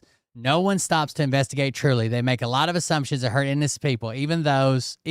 Every one of those Bricks and Minifigs stores are independently owned and operated, and they don't deserve to be hurt. Many of the people, by the way, I guess where I've just been searching this on TikTok now, I'm getting like Bricks and Minifigs Charlotte, Bricks and Minifig Greenville, Bricks and Minifig whatever, and their comments are fucking, it's like, sorry, we understand that you're not corporate, but you're associated with corporate, so, you know, fuck this. We're not supporting you. Many of the people pushing this whole story have their own Lego stores and want to hurt their competition. So my question is, who watches the watchers? Will Reckless Ben investigate all the innocent people he has hurt and do what he can to help them? Bro, the cops even told you it was construction, not a sniper on the hill. And say it was me. He's trying to get Ben Schneider for like attempted murder. He's basically trying to set Ben Schneider for attempted murder when meanwhile it was a nail from his own construction worker. So what's the moral of the story here? It reminds me of those meme videos where people are like just falling down, but they edit in a fucking sniper like working a bolt action and firing. It looks like everything bad Bricks and Minifigs is doing, they think that I'm the one that's doing the bad thing. It makes no sense. So, just to let you know, we call it double blind. The person who committed the crime may or may not be in the line of court convicted. So I will give this to you. You'll have how much time it's to choose someone or to not choose someone. Whenever you're able to feel that you have ID somebody, it's asked that you circle it and then And then, like that. Perfect. Okay. There you go. Okay, cool. So this was like the final step that I needed. This is legit. We've been able to verify the videos now. Yep. So the police put on this big performance to make it look like they're going to all this work to verify the facts. When in reality, they already know who I am. They already subpoenaed Google. They already watched my entire first Lego video. They already went through all my search history. They're having him go through a police lineup, identify Ben. When they get to just watch the YouTube video. To me, this just feels like a stage performance so they can show the world, hey, look, we verified everything, when if they would have just put an equal amount of effort into watching the raw footage I submitted to them, they would have found out that Ammons just completely lied to them, but for some reason they didn't. A few weeks later, when I ended up going to court, this was the stage response. My name is Nick Nielsen, I'm the prosecutor. Is Benjamin Schneider here? Yes. If you want to take care of that today, we can do what we call a plea in abeyance. Were you able to see the footage I submitted to the police of our interaction? I have not watched it, no. Okay, because in that footage, you can clearly see that the second he tells us to leave, we say, okay, we'll leave. And then he calls the police and said that we threatened to burn down the building and shoot everyone inside. And he was just making up all these lies, which you can clearly see in the footage that we submitted. We were being respectful the whole time. We left the second he told us to. Sorry, let me look. And so it makes sense why the police would take me to court because he's threatening that we're going to burn down the building and shoot everyone. But we had nothing, like, he's just saying that because he's trying to, I'm a documentary maker, so I'm making a documentary on the thing. So his logic is if he throws me in jail, then if he makes up a reason for me to go to jail, then I won't be able to expose them for their crimes. So that's the, what's going on. It's clear as day in the footage if you watch it. It seems like they're just making up a bunch of false information in order to silence criticism. But did you submit that to the police officer? Yes. Is the footage going such that it's still going like when you step out the door? It starts from when we're in the elevator before we talk to him to when we were back in the elevator going back down. Obviously, a video doesn't necessarily show everything that possibly happened. So according to the state of Utah, the raw video that shows everything Obviously, a video doesn't show everything on the video. that possibly could have happened is not credible and could not have shown everything that possibly could have happened. And they didn't even watch it. They're literally just taking Ammon's word for everything and completely ignoring all the evidence. So where does this leave me now? Not only am I being charged with a bunch of I could understand, like, he hasn't even entered a plea yet. They haven't watched the video yet, right? They're still in very preliminary stages. They're not going to, probably not. I mean, they should have, because this has so much fucking internet shit going on and so much attention and so many fucking calls and jamming up the fucking 911 and shit. They probably should have, but typically when you go to a court case before you even plea, no one's looked at any evidence. Like they basically accept one person making a claim. You have to show up to answer this claim. Did you do it? Did you not do it? And then we break down the evidence and shit. Street crimes in American Fork, Utah. They're also being charged with a second-degree felony up to 15 years in jail in Provo, Utah. And now that they have written proof that I'm committing all of these insane crimes against them. I mean, obviously, Bricks and Minifigs just made up everything, but that's not how the court sees it. The court thinks that these are real. And for whatever reason, the court wouldn't let me share my side. They only heard Bricks and Minifigs' side. Ben's side was not in the room, was not heard. The court signed an order erasing his published work on the strength of the company's verified complaint and the company's motion, with no one there to say a word against it. Yeah, the judge granted a temporary restraining order, preventing me from even talking about Bricks and Minifigs. Maintaining the current publications and any other video, audio, or other form of publication posted on any online streaming platform by co-defendants directly or indirectly, and requiring that the publications and any such other communications published by co-defendants be immediately removed and or taken down from any online streaming platform and otherwise published that in any way relate to private legal dispute underlying this matter between Brian and Crystal and allegations of wrongdoing as described in this verified complaint. If the TRO... So the reason a TRO is a temporary restraining order is because, so someone got one against me. You guys remember Kyle, the fucking lunatic? I still owe him something, by the way. But anyways, he basically just went to the police station, told him I had this on a dash camera. He didn't know this, but said I tried to run him over, said that I had threatened him multiple times, said that I was stalking him and that he has a young daughter, that he's a single father and blah, blah, blah. He's worried about his daughter, whatever, right? And that I'm known to carry a firearm, which is true, but whatever. Anyways, they immediately give him that. And then I have to go to court because I guess it's to err on the side of caution, right? To make sure that I don't show up and fucking, shoot somebody or something. Err on the side of caution, but that's why it's a TRO. And then you have to go to court and prove the difference. So they showed up at my house. They served me with a TRO. They told me what my court date was. They told me like the claims against me. They told me I had 24 hours to, if I owned firearms, I had firearms in my house, that I had 24 hours to give them to a family member, or that I could turn them into the police station, and that if I was ordered to get them back, that I could get them back, blah, blah, blah. And the whole case was just, everything was a lie, every bit of it. So much so that this motherfucker wouldn't even show up in court and try to pretend like it was the truth. I had the entire case laid out. I had screenshots. I had dash cam footage. I have everything, right? Everything he had said, everything I had said, the stuff that he sent to people that he thought were his friends. Like, I'm just going to go down there and tell them this, this, and this. I'm going to fuck their whole life up. They don't know who they're fucking with. I have a great uncle who's an attorney in North Carolina, and he told me I could do this, this, this.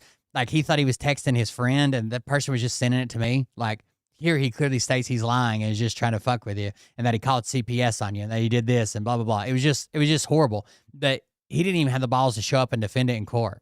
He showed up one time and said that he had paid it was really hard to find a defamation lawyer, and that he had paid 3 different lawyers because he wanted to file defamation. And the court's like, we're talking about a restraining order here. What are you talking about?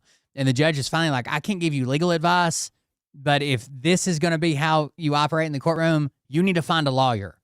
And he's like, oh, okay, well, can I have some time? That's the only time he showed up. Never showed up again. Was just asked for more time, basically. But erring on the side of caution, like if Mariah went down to the police station and said, I beat the hell out of her and blah, blah, blah, or threatened to kill her and the kids or whatever, they're going to give it to her. And then within, I think the rule is within 2 weeks, your first court date has to be set up in Tennessee. You got within 14 days, because they can't do this. They can't just grant it to her just on her words alone and no evidence if she didn't have any evidence, and then hang that over my head for a fucking year, right? Because they are infringing on my rights. They're restricting my travel. I can't go anywhere where this person is. I can't be in possession of my own firearms, which is a constitutional right. I can't, they're infringing on my rights in the name of safety for a limited time. You can't just keep hanging on. So I don't know what the rules are in Utah, but in Tennessee, you have to appear in court. Your first appearance has to be within 2 weeks, blah, blah, blah, all that shit. Which sucks because this was the night I hit 1 million subscribers, and all my friends threw a giant surprise party for me. Yeah, Bricks and Minifigs gets to just keep spreading their lies about me, and I just have to sit in silence, and there's nothing I can do to stop them. And that's when Eamon went on his press tour, was when they had a gag order on Ben, Eamon went on the press tour, which was smart. I mean, tactically, that was smart. It's crazy to think about how much public support I was getting. $200,000 Lego dispute. That's turning into one of the craziest legal cases in an internet crusade. That is just exploding. A $200,000 Lego collection. This $200,000 Lego dispute is literally one of the craziest things I've ever seen. I think this might be the best video that I've seen. This is one of the crazier stories I think I've ever told. It really seemed like the entire internet was uniting to stand up to this bully of a company. Bricks and Minifigs can stuff it. Brick by brick. Brick by brick. Brick by brick. Even Patreon, who had kind of wavered in the past, I think. Even Patreon had come out and said, we received an order that we needed, copyright, we need to take this down, blah, blah, blah, and we told them to get fucked. It really did seem like we were right about to get the Legos back, but I was wrong. Now the court has silenced me, and it looks like all the work I put into this was just for nothing. However, people were pretty upset that I was silenced and decided to protest. It sucks that I'm not even allowed to be a part of this movement anymore. Look at him in his fake beard. Or maybe I can be here, I just have to be in disguise so no one recognizes me. No. Alright, I'm here with, what's your name? I'm Jerome. Just support the cause. So American Court Global.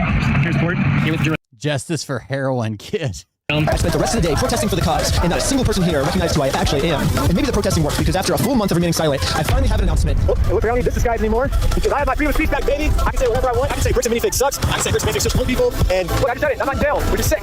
We got our First Amendment right back. Yeah. And now that I have my freedom of speech back, everyone is wondering how Bricks and Minifigs can make up for the fact that they made up all these lies about me to take away my freedom of speech. Most legal experts are saying I could easily win millions of dollars from Bricks and Minifigs, but instead, I have a better solution. If they want to apologize, they can say they're sorry by doing the chicken dance. And I will take that as a sincere form of apology. And once I do the chicken dance, then I will know that Bricks and Minifigs is sorry, and we can finally move on to the next video series. It'll be awesome. So you guys might be thinking, why do you want to do the chicken dance? And there's actually a reason. So this entire time, Bricks and Minifigs always says the right thing, but then their actions don't match their words at all. So I was thinking, well, if they get given an apology, they might say the right things, but they're actually gonna mean it. So by doing the chicken dance, I'm gonna basically just be giving them another opportunity to do the right thing, not just with their words, but with their actions. And once they decide to do the right thing, then I'll move on to the next video series and never talk about Bricks and Minifigs again. And also make sure to check us out at www.westealfromoldpeople.com, because right now we have WeStealFromOldPeople.com. 2 new Lego sets for sale you can buy right now. One of Joshua Johnson and one of Aaron McNess. And we're only making 500 of each, and once all 500 of each sell out, we're never making any more. And you gotta buy them now, because someday they're gonna sell for like $1 million or something. They're gonna be collectible. It's gonna be sick. Also subscribe to Patreon. You'll get tons behind the scenes, tons of extra footage, full interviews. Also, part 4 is coming soon. If you subscribe to Patreon, you'll be the first to watch it. And also subscribe to part 5, subscribe to part 6, part 7, all the way to part 100. We're doing 100 parts. My lawyer said if Bricks and Minifigs choose me, Dude, they sold out so quick. It's 104 parts at least. So come back all the way till. Oh my God, look at this. When you go to their website, they have one of those captchas, and it's a picture of the U-Haul they claim didn't exist. It says, select all the squares containing a U-Haul. And it's all the squares. That's the U-Haul they claim didn't exist that fucking CoffeeZilla found in the reflection. But I'm sure these sold out quick as shit for $50. Dude, hell yeah. Well, there you go. There's the bricks update. All right. Next. That was a good update. I'm glad they backed off the gag order. And I hope Brian Manzella gets made whole by whatever means. Like, I get it. Like, we could just do a GoFundMe and get him the money that he would have earned from the Lego sets or whatever. But this company needs to suffer something and apologize. Trump's losing his goddamn mind in front of everybody. Today, in a meeting with Zelensky, he called him Putin twice and said the Islamic Republic of Japan has fired 111 missiles. The Islamic Republic of Japan. Just watch. We had 100, I told the story yesterday, we had 111 missiles shot by the Islamic Republic of Japan. My whole life is the Islamic Republic of Japan? By the way, he tries to play off the Putin thing. He's like, you guys, he points at him. So you won't see my hand because he goes all the way off stage. So I'm going to scoot over here. But he's like, do you guys have any questions for President Putin? And points at Zelensky. And people are like, Zelensky. And he's like, no, Putin. And they're like, no, Zelensky. And he's like, oh, what I meant was, I'll talk to Putin later. So if you have any questions for Putin, give them to me and I'll go ask him later. Like, get the fuck out of here, dude. That is not what you meant. Islamic Republic of Japan. My whole life is deals. I don't see it. I don't see it with them. Look at Zelensky's face. And there may be a big attack, and it'll knock out a lot of stuff. We don't knock out nothing. We knock out a lot. Do you have a question for President Putin, please? Did you see him point? He pointed right at Zelensky and says, do you have a question for President Putin? Watch again. Knock out nothing. We knock out a lot. Watch his hands. A question? Look, he's pointing right at him like this. Hand out, pointing at him. Do you have a question for President Putin? For President Putin, please? President, do you have a question for President Putin? Not so much. Oh, no. Qatari. In addition, really three. So you had three of them. And they're just, I don't know. I just don't know with them. A lot of people say they're very dishonorable people. And they can't keep a deal, so we'll see. My whole life is deals. I don't see it. I don't see it with them. Well, they're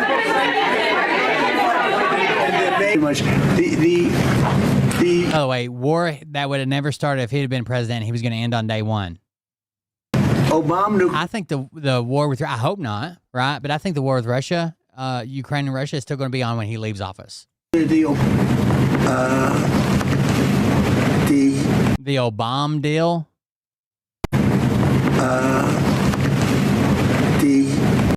I don't see it with them.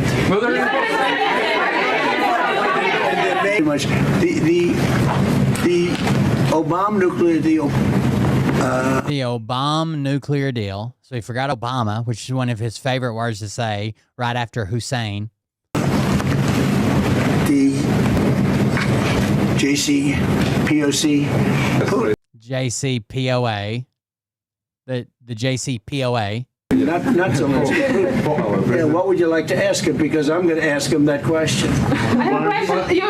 Last year you called Russia. It stands for Plan of Action, POA. The Joint Comprehensive, maybe?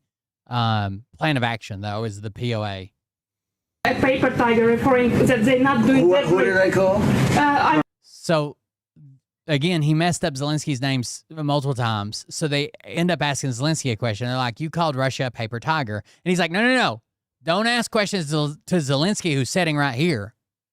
Tell me if you want me to ask tell me what question you want me to ask when I talk to Putin later.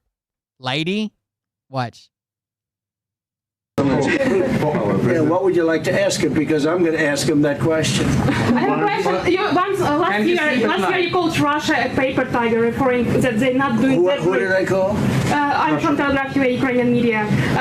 No, give us a question, not for Zelensky. Give us a question for Putin. Why is he attacking Because I'm speaking to him today. Yeah, Putin. Why is he attacking? Yeah, but after you speak to him, you're going to have one of these press conferences.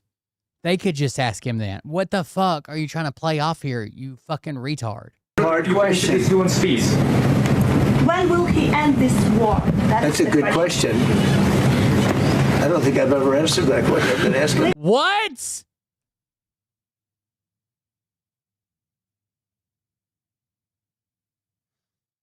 The question was, when he finally tried to play off this Putin-Zelensky thing, the question was, when will he end this war? And Trump says, that's a good question. I don't know if I've ever asked him that. You've never asked Putin to end the war.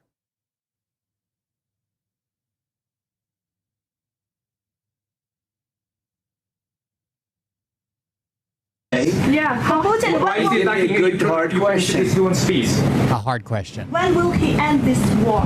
That's a good question. I don't think I've ever answered that question. I've been asking that question. Mr. President, what's the status of a trade deal between At 100, I told the story.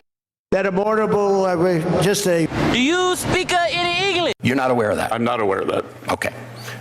I dispute your linkages. Are you aware of the other transaction I mentioned? Essentially the $2 billion. Seriously? I'm not. I mean, it's been so widely reported. President Trump and his family have done a very brisk business with the UAE over the last few years. There was the $5 million. I've never heard anything like that. Invested in World Liberty Financial, which is the Trump family crypto venture, right before the president's inauguration.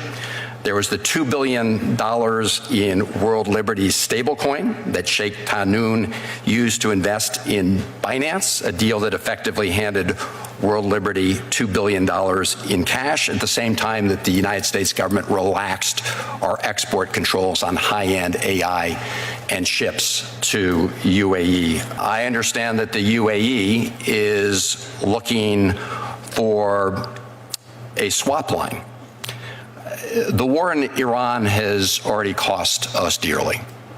In my view, it's been a huge mistake, made us less safe and a lot worse off.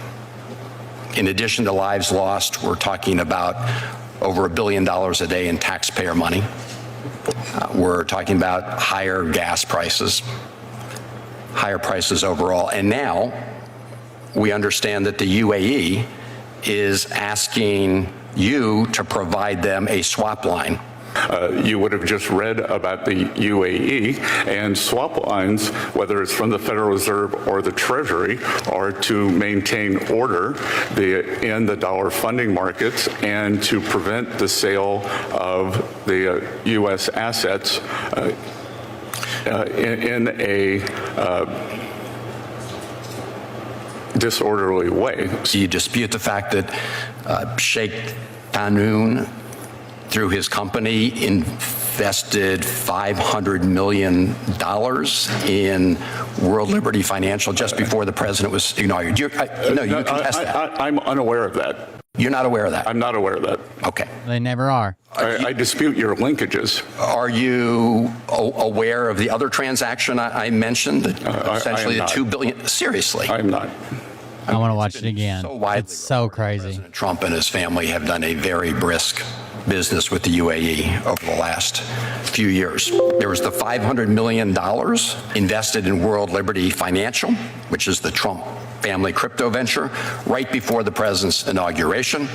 There was the $2 billion in World Liberty's stablecoin that Sheikh Tahnoon used to invest in Binance, a deal that effectively handed World Liberty $2 billion in put on blinders at the same time that the United States fucking pretend like it's not happening.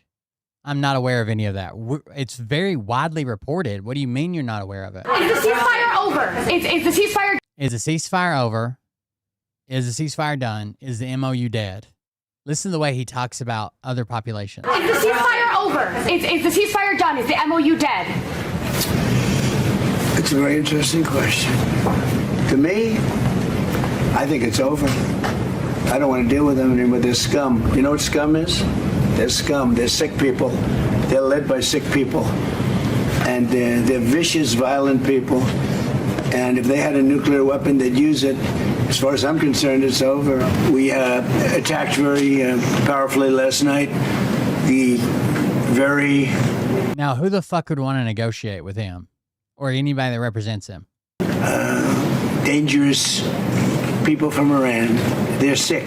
There's something wrong with them. We said, go and do your funeral stuff.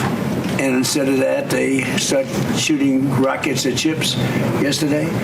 And so we hit them very hard last night, very hard. I would say 20-1, 20 times tougher. And I told them every time you hit, we hit.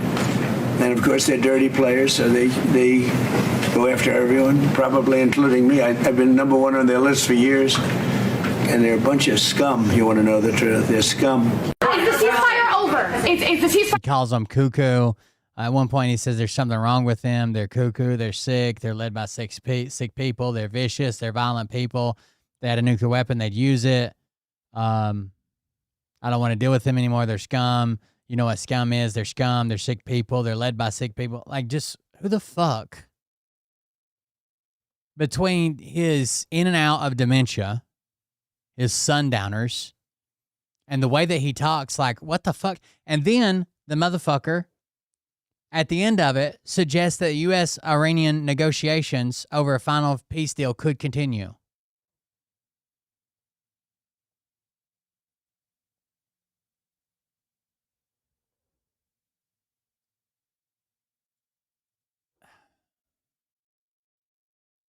I don't know. I don't know what the fuck's wrong with him. He's fucking losing it, dude. Right in front of everybody while robbing us blind. And the Republicans are like, well, he got me elected, so I still support him no matter what. I didn't see what he did. Mitch McConnell's fucking dead. Everybody's like, he just called me this morning.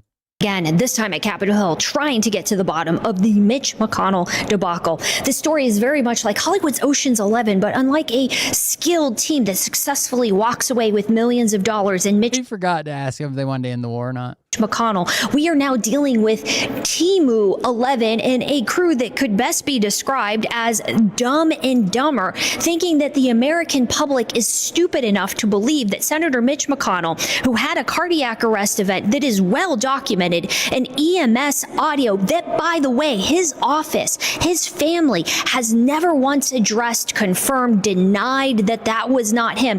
They now want us to believe that somehow people had these 20-minute conversations with Senator McConnell after we have been begging for updates for over 3 weeks. We now get... You know what's crazy? Is there's no official solution in the law that says that if he's brain dead, we're just going to have to wait till they pull the fucking plug. Breathtaking close-up. He'll still be... Swims off.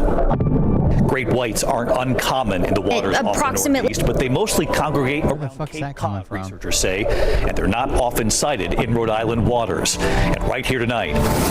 There it is. All right. We're still going to have to wait till they pull the fucking plug. He will still be in his seat. For over 3 weeks, we now get it approximately 48 hours after Elaine Chao's plane touches down back in U.S. soil.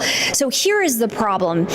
These people who have come out and basically have said that they had these conversations with Senator Mitch McConnell, they are either one, lying, because the odds of an 84-year-old man who was previously in the ICU in February, who's likely in the ICU now, having survived a cardiac event without any brain damage, is less than 5%. So let's just say he won the health lottery and he is conscious, then his people need to get him to resign right now. We cannot go in on July 13th and it back into reconvening the Senate with Senator Mitch McConnell not there. We have all of fiscal year 2027's appropriations to get done. And that right there is my signal that something is amiss about these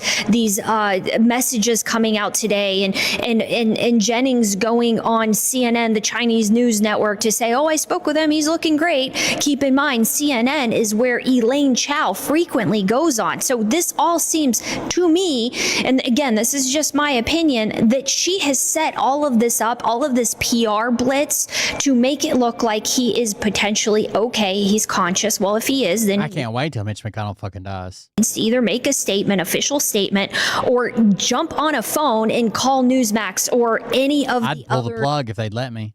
news organizations so that we can actually find out what's going on. I think this is all a delay tactic to basically blow up the appropriations bills, send us towards another government shutdown because we've lost Senator McConnell's vote, and to prevent a special election that would replace him either with another Republican or a Democrat. And I don't think this is particularly a cover-up by Republicans at all. I think there are some key Republicans that could potentially be compromised by the Chinese government and maybe by Elaine Chao that are putting forward this sort of new set of information about Senator McConnell being somewhat healthy and ready to get back at it. This is something that I believe is a national security threat.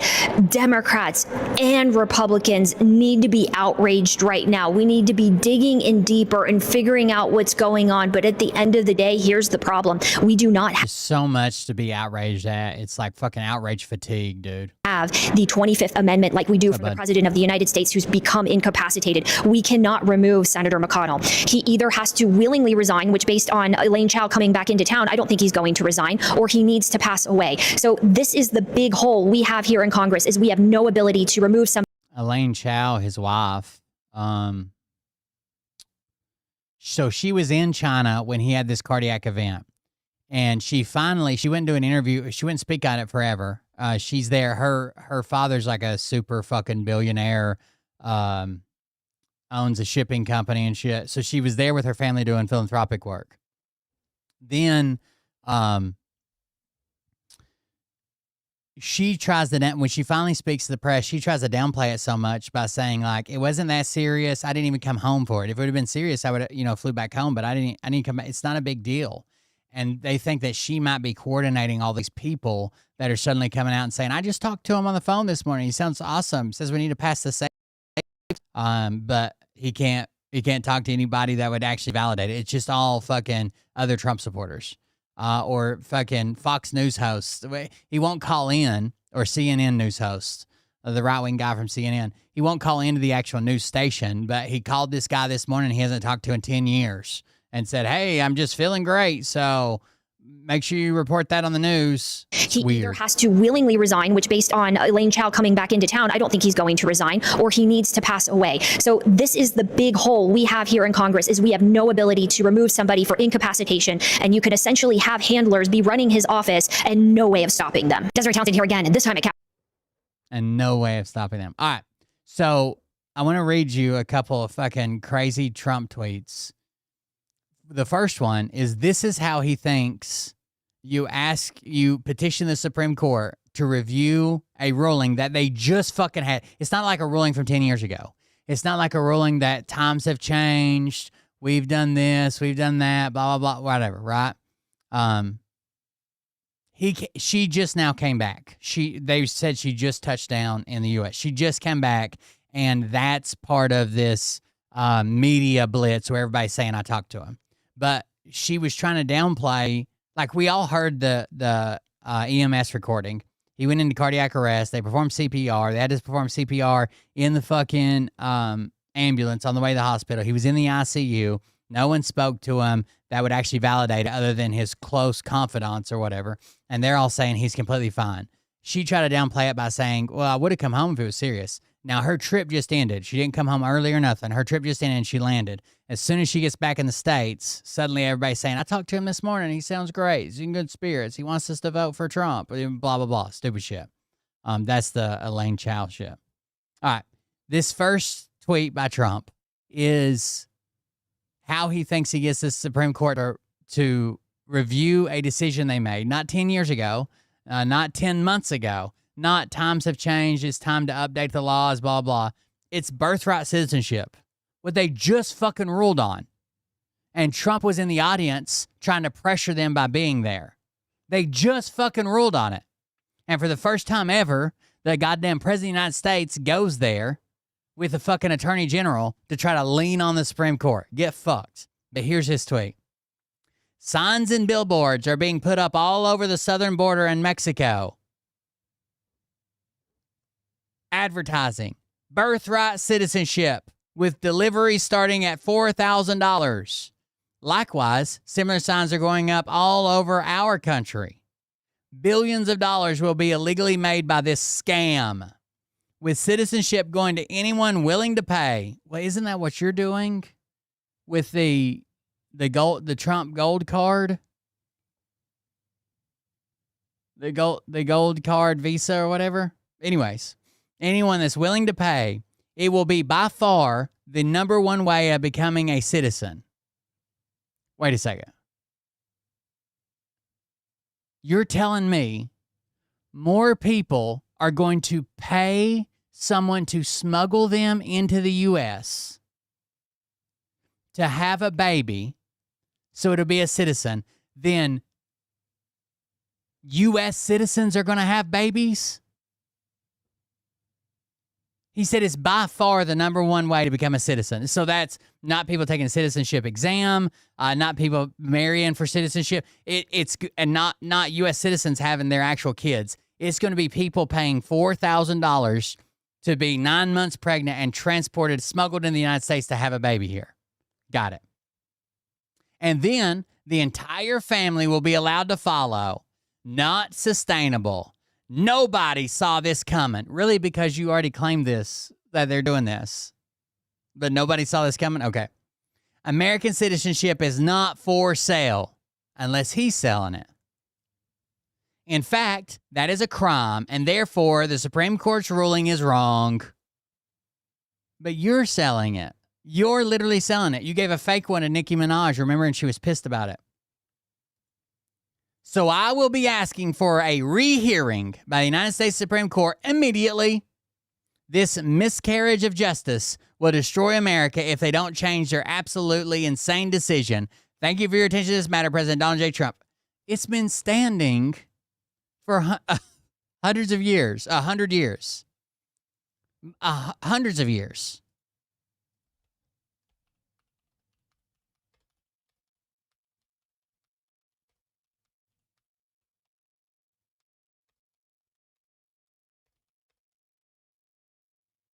$150 over 150 years. And this, now it's going to destroy America. And that's his entire tweet. Thank you for your attention to this matter, President Donald J. Trump. So the Supreme Court ruled that it's enshrined in our Constitution, birthright citizenship. Can't take it away.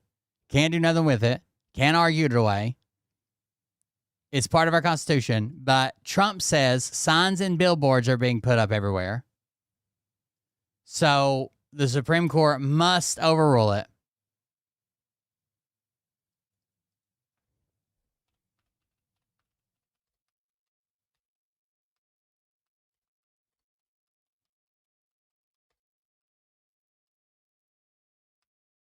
I'm looking for a billboard.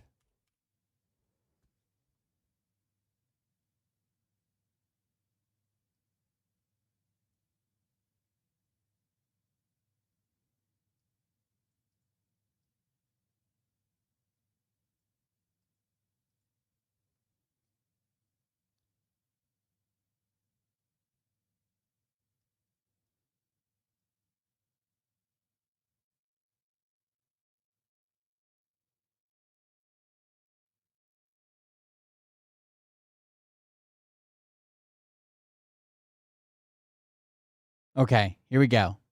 Governor Abbott claims that a local hospital put up a billboard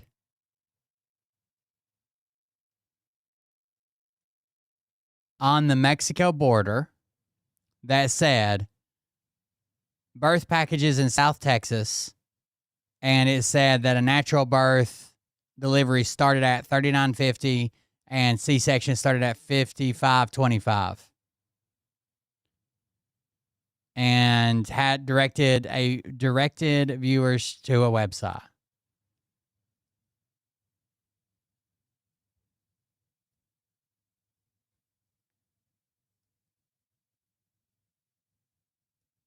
The spokesperson from the hospital said that it was a campaign they were using to advertise their prices. It included 2 billboards, which were located within 5 miles of the hospital, which is near the border. The hospital said both billboards on the website were removed Monday after images began circulating on social media. The spokesperson also said the campaign began in 2021, but did not specify when the billboards were installed. I worked in Mission, Texas at a power plant.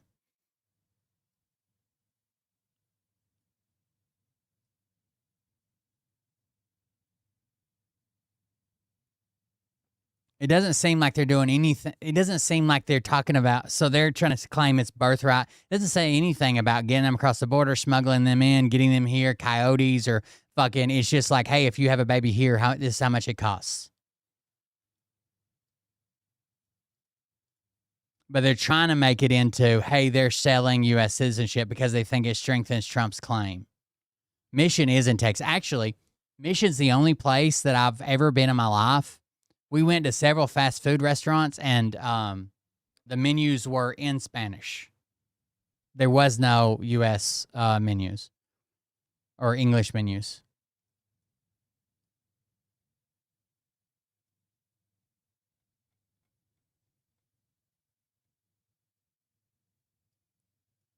There it is. Hold on. There's the real story. This investigation comes as President Donald Trump's executive order seeking to limit automatic birthright citizenship for some children born in the United States remains subject of ongoing legal challenges. That's what's actually going on. It would be different if they're saying, hey, we can sneak you over here. We got people. We know how to get you in. If you're pregnant, give us a call, blah, blah, blah. If they're just saying, hey, it costs this much to have a baby at our hospital. Naturally, it costs this much. And the fact that they're in Spanish doesn't affect me at all. Again, the fast food restaurant's menu is in Spanish. But the fact that they're not claiming any of that about the smuggling or getting them here or whatever, I don't think it's illegal at all. He's trying to have the health secretary or whatever fucking like pull their license and shut down the hospital for birth tourism. Here's the other tweet I wanted to read you. You guys remember Gavin Newsom's speech where he said, like a lot of people in the room, I'm no smarter than you. I'm really bad at reading speeches. So I have to memorize the speech. I have to read it over and over again. I'm not a good reader. Right?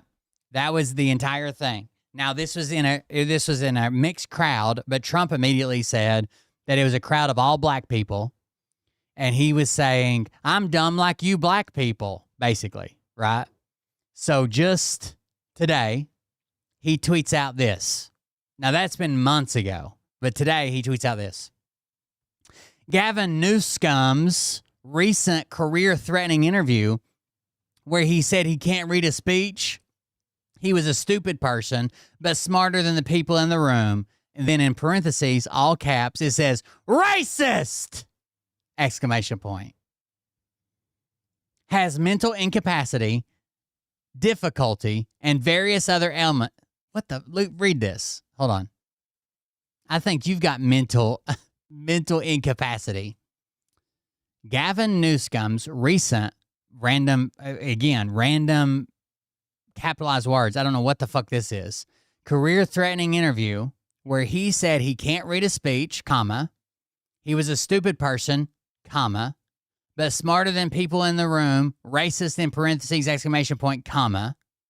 Has mental incapacity, comma, difficulty, comma, and various other ailments, comma, may be the worst interview given by a, quote, professional politician in 100 years.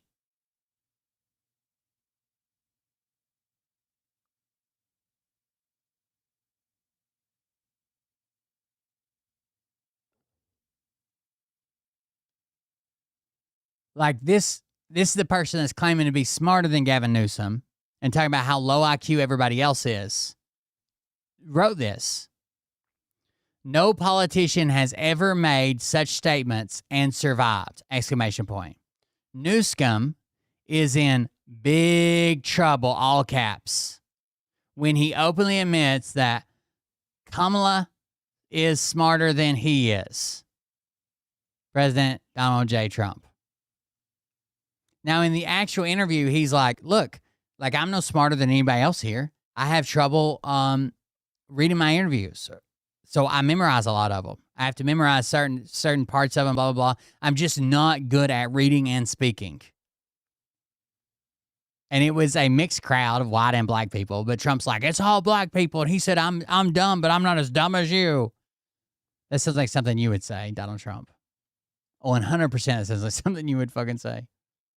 And then one last story from, if you were wondering where the New York Post stands, look at this bullshit. When I saw this headline from the New York Post. Now, this is a crazy headline, if true. And most people are going to read this headline and run with it as if it's true. I know I'll have somebody in my fucking, in my chat in the next couple of weeks that'll say this right here, okay?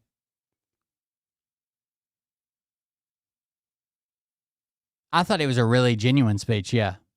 Someone will say this. It says, Biden's illegal immigration surge triggered a 30% rise in home prices and a 20% in rents.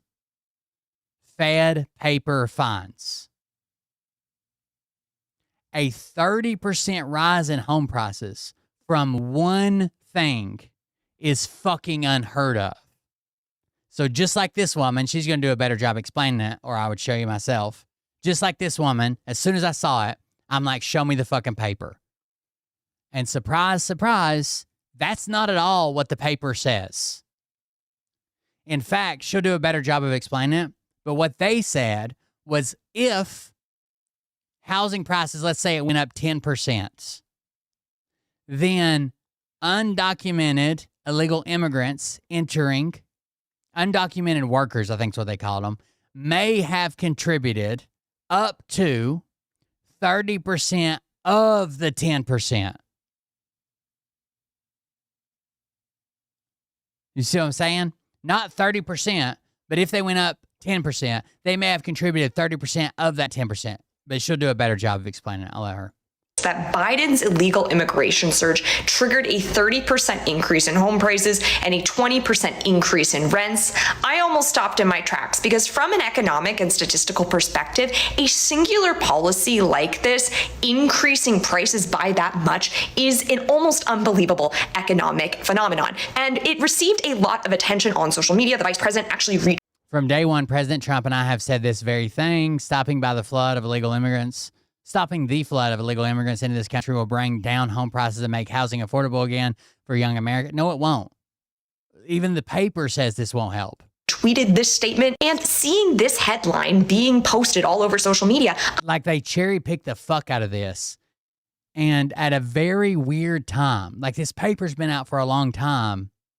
Then suddenly on July the 6th, they're like, oh, we got to cover this.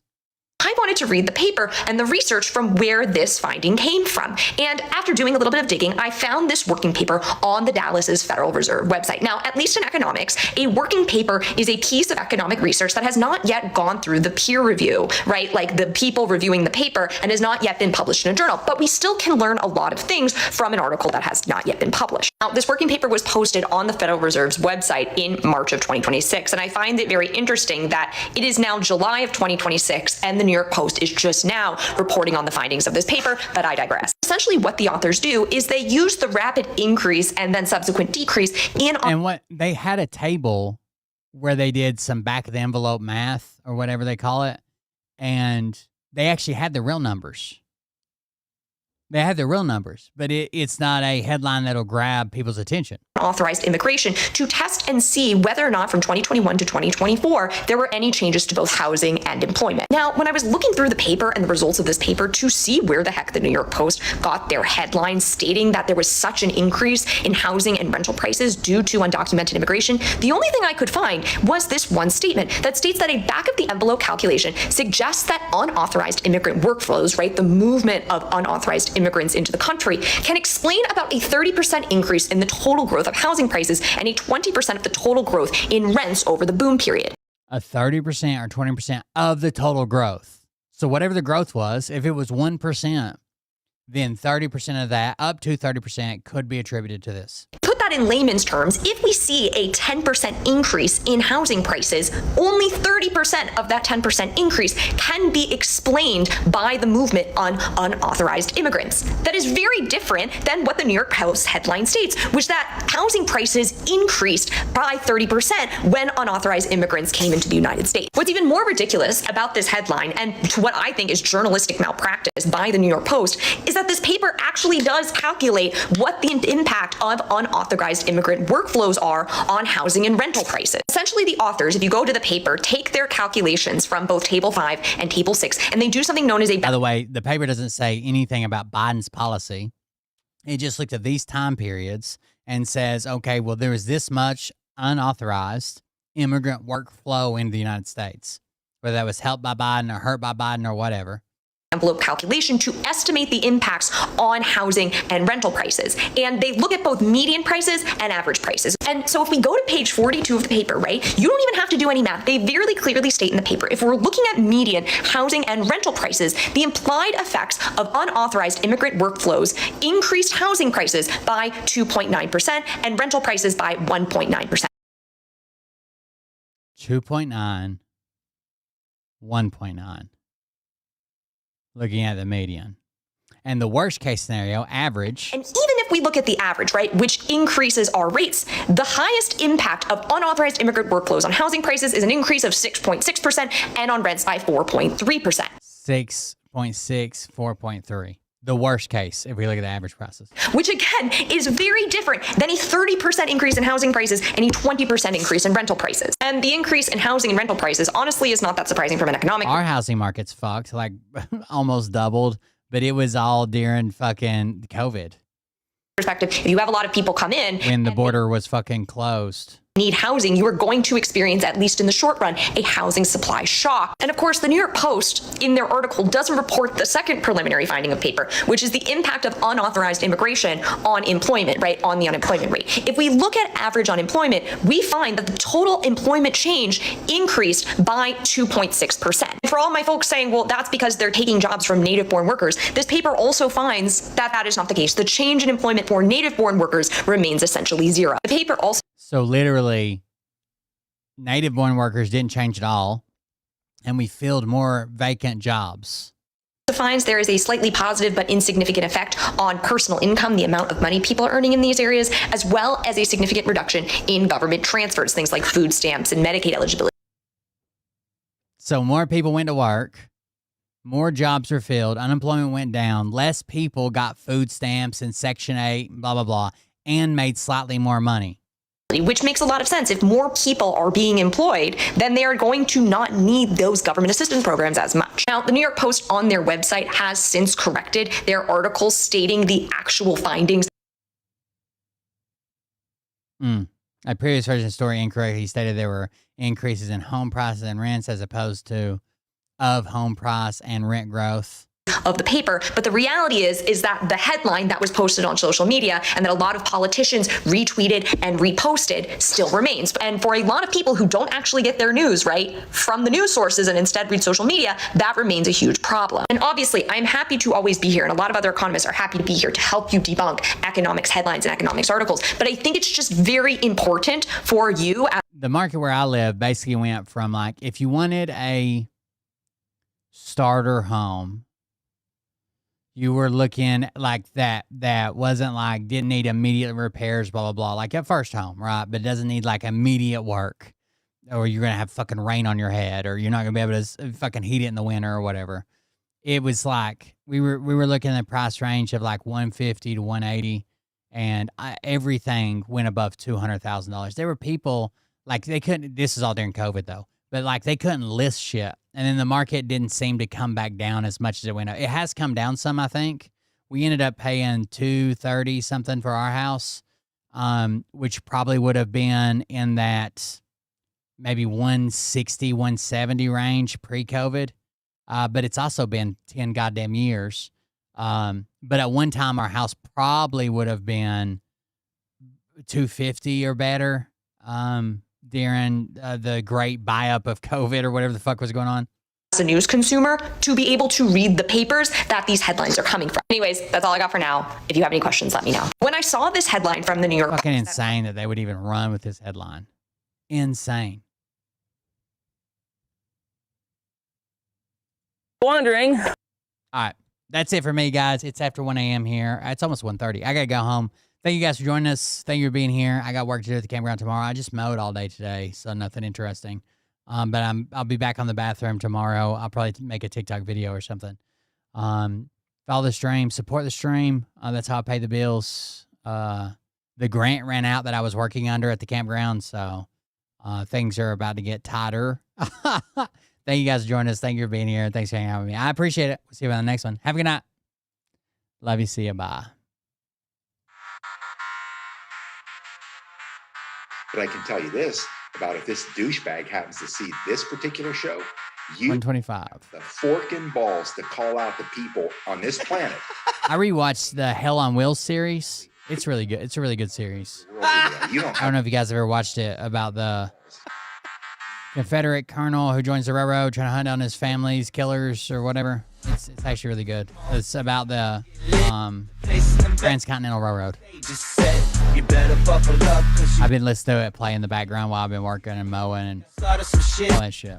Piss them off, it's about to get lit. Get the place in them beds, you know that stage is set. You better buckle up, cause you ain't seen none yet. And they say that I'm a lunatic. Well listen bitch, I came equipped with a quick wit and a 6th sense for the stupid shit. Where my true believers? Y'all need Jesus. Praise the Lord, head to the extreme. All these false fucking prophets who profit off of gossip. Worshipping drums, cocking, begging for a throat deposit. Swinging fucking meat hammers like fool in a thong. He's strapped to the shaft, eating his chest like he's King Kong. Starving for attention, I'ma make your gut burst. I'll be your huckleberry, I can quench that thirst. Baby eating lizard people, alien sex. What's next? Trump in a dress, fucking Flynn on his desk. A retard in a vest, climbing up 5G towers. Cause you told him if he did, he'd get fucking superpowers. Here we go, I think I started some shit. Piss them off, it's about to get lit. Get the place in them beds, you know that stage is set. You better buckle up, cause you ain't seen none yet. Here we go, I think I started some shit. Piss them off, it's about to get lit. Get the place in them beds, you know that stage is set. You better buckle up, cause you ain't seen none yet. I used to find clues too when I was high on shrooms. I found myself a tunnel that led to Jason Q's bedroom. Open his closet, I found some of his meat rockets. I strapped it to my shoes and then I flew through the roof. I found myself in orbit strapped to an F-16. High on amphetamine with Trump in between. Put on a light coat of baby oil and saluted the troops. He tapped me on the shoulder and said, "This is gonna be it." Whoa, wait. Stop. What? I'll get my files. Wait, what are you doing? Stop. Hold on. Fucking stop. Dude, come on. Seriously. This is my arms and alcohol. Give me a... Oh my God. Damn it. Here we go, I think I started some shit. Piss them off, it's about to get lit. Get the place in them beds, you know that stage is set. You better buckle up, cause you ain't seen none yet. Here we go, I think I started some shit. Piss them off, it's about to get lit. Get the place in them beds, you know that stage is set. You better buckle up, cause you ain't seen none yet. Round 3. Down goes Nino. Please say it isn't so. Got him backed up on the ropes, trying to ram it down his throat. Now things are getting rocking, he was doing so well. It's all over, hands on his shoulders, they ringing his bell. You got Frog News Network doing no damn research. They rework and copy on cocks that came first. 9th inning, 2nd string, and they acting like they know hitters. Assholes throwing bullshit, sending runs to the shitter. All this nonsense on my conscience, it's hard to sleep at night. Who the fuck is in my window with this time of the night? These parasites, these leeches, with all their secret meetings, teaching all you fucking cretins about baby-eating heathens. Believing in reason with no meaning is bullshit. Will Bird motherfuckers out here busting the grifts. Here we go, I think I started some shit. It's a off, it's about to get lit. Get the place in the bets, you know that stage is set. You better buckle up, cause you ain't seen nothing yet. Here we go, I think I started some shit. Piss them off, it's about to get lit. Get the place in the bets, you know that stage is set. You better buckle up, cause you ain't seen nothing yet.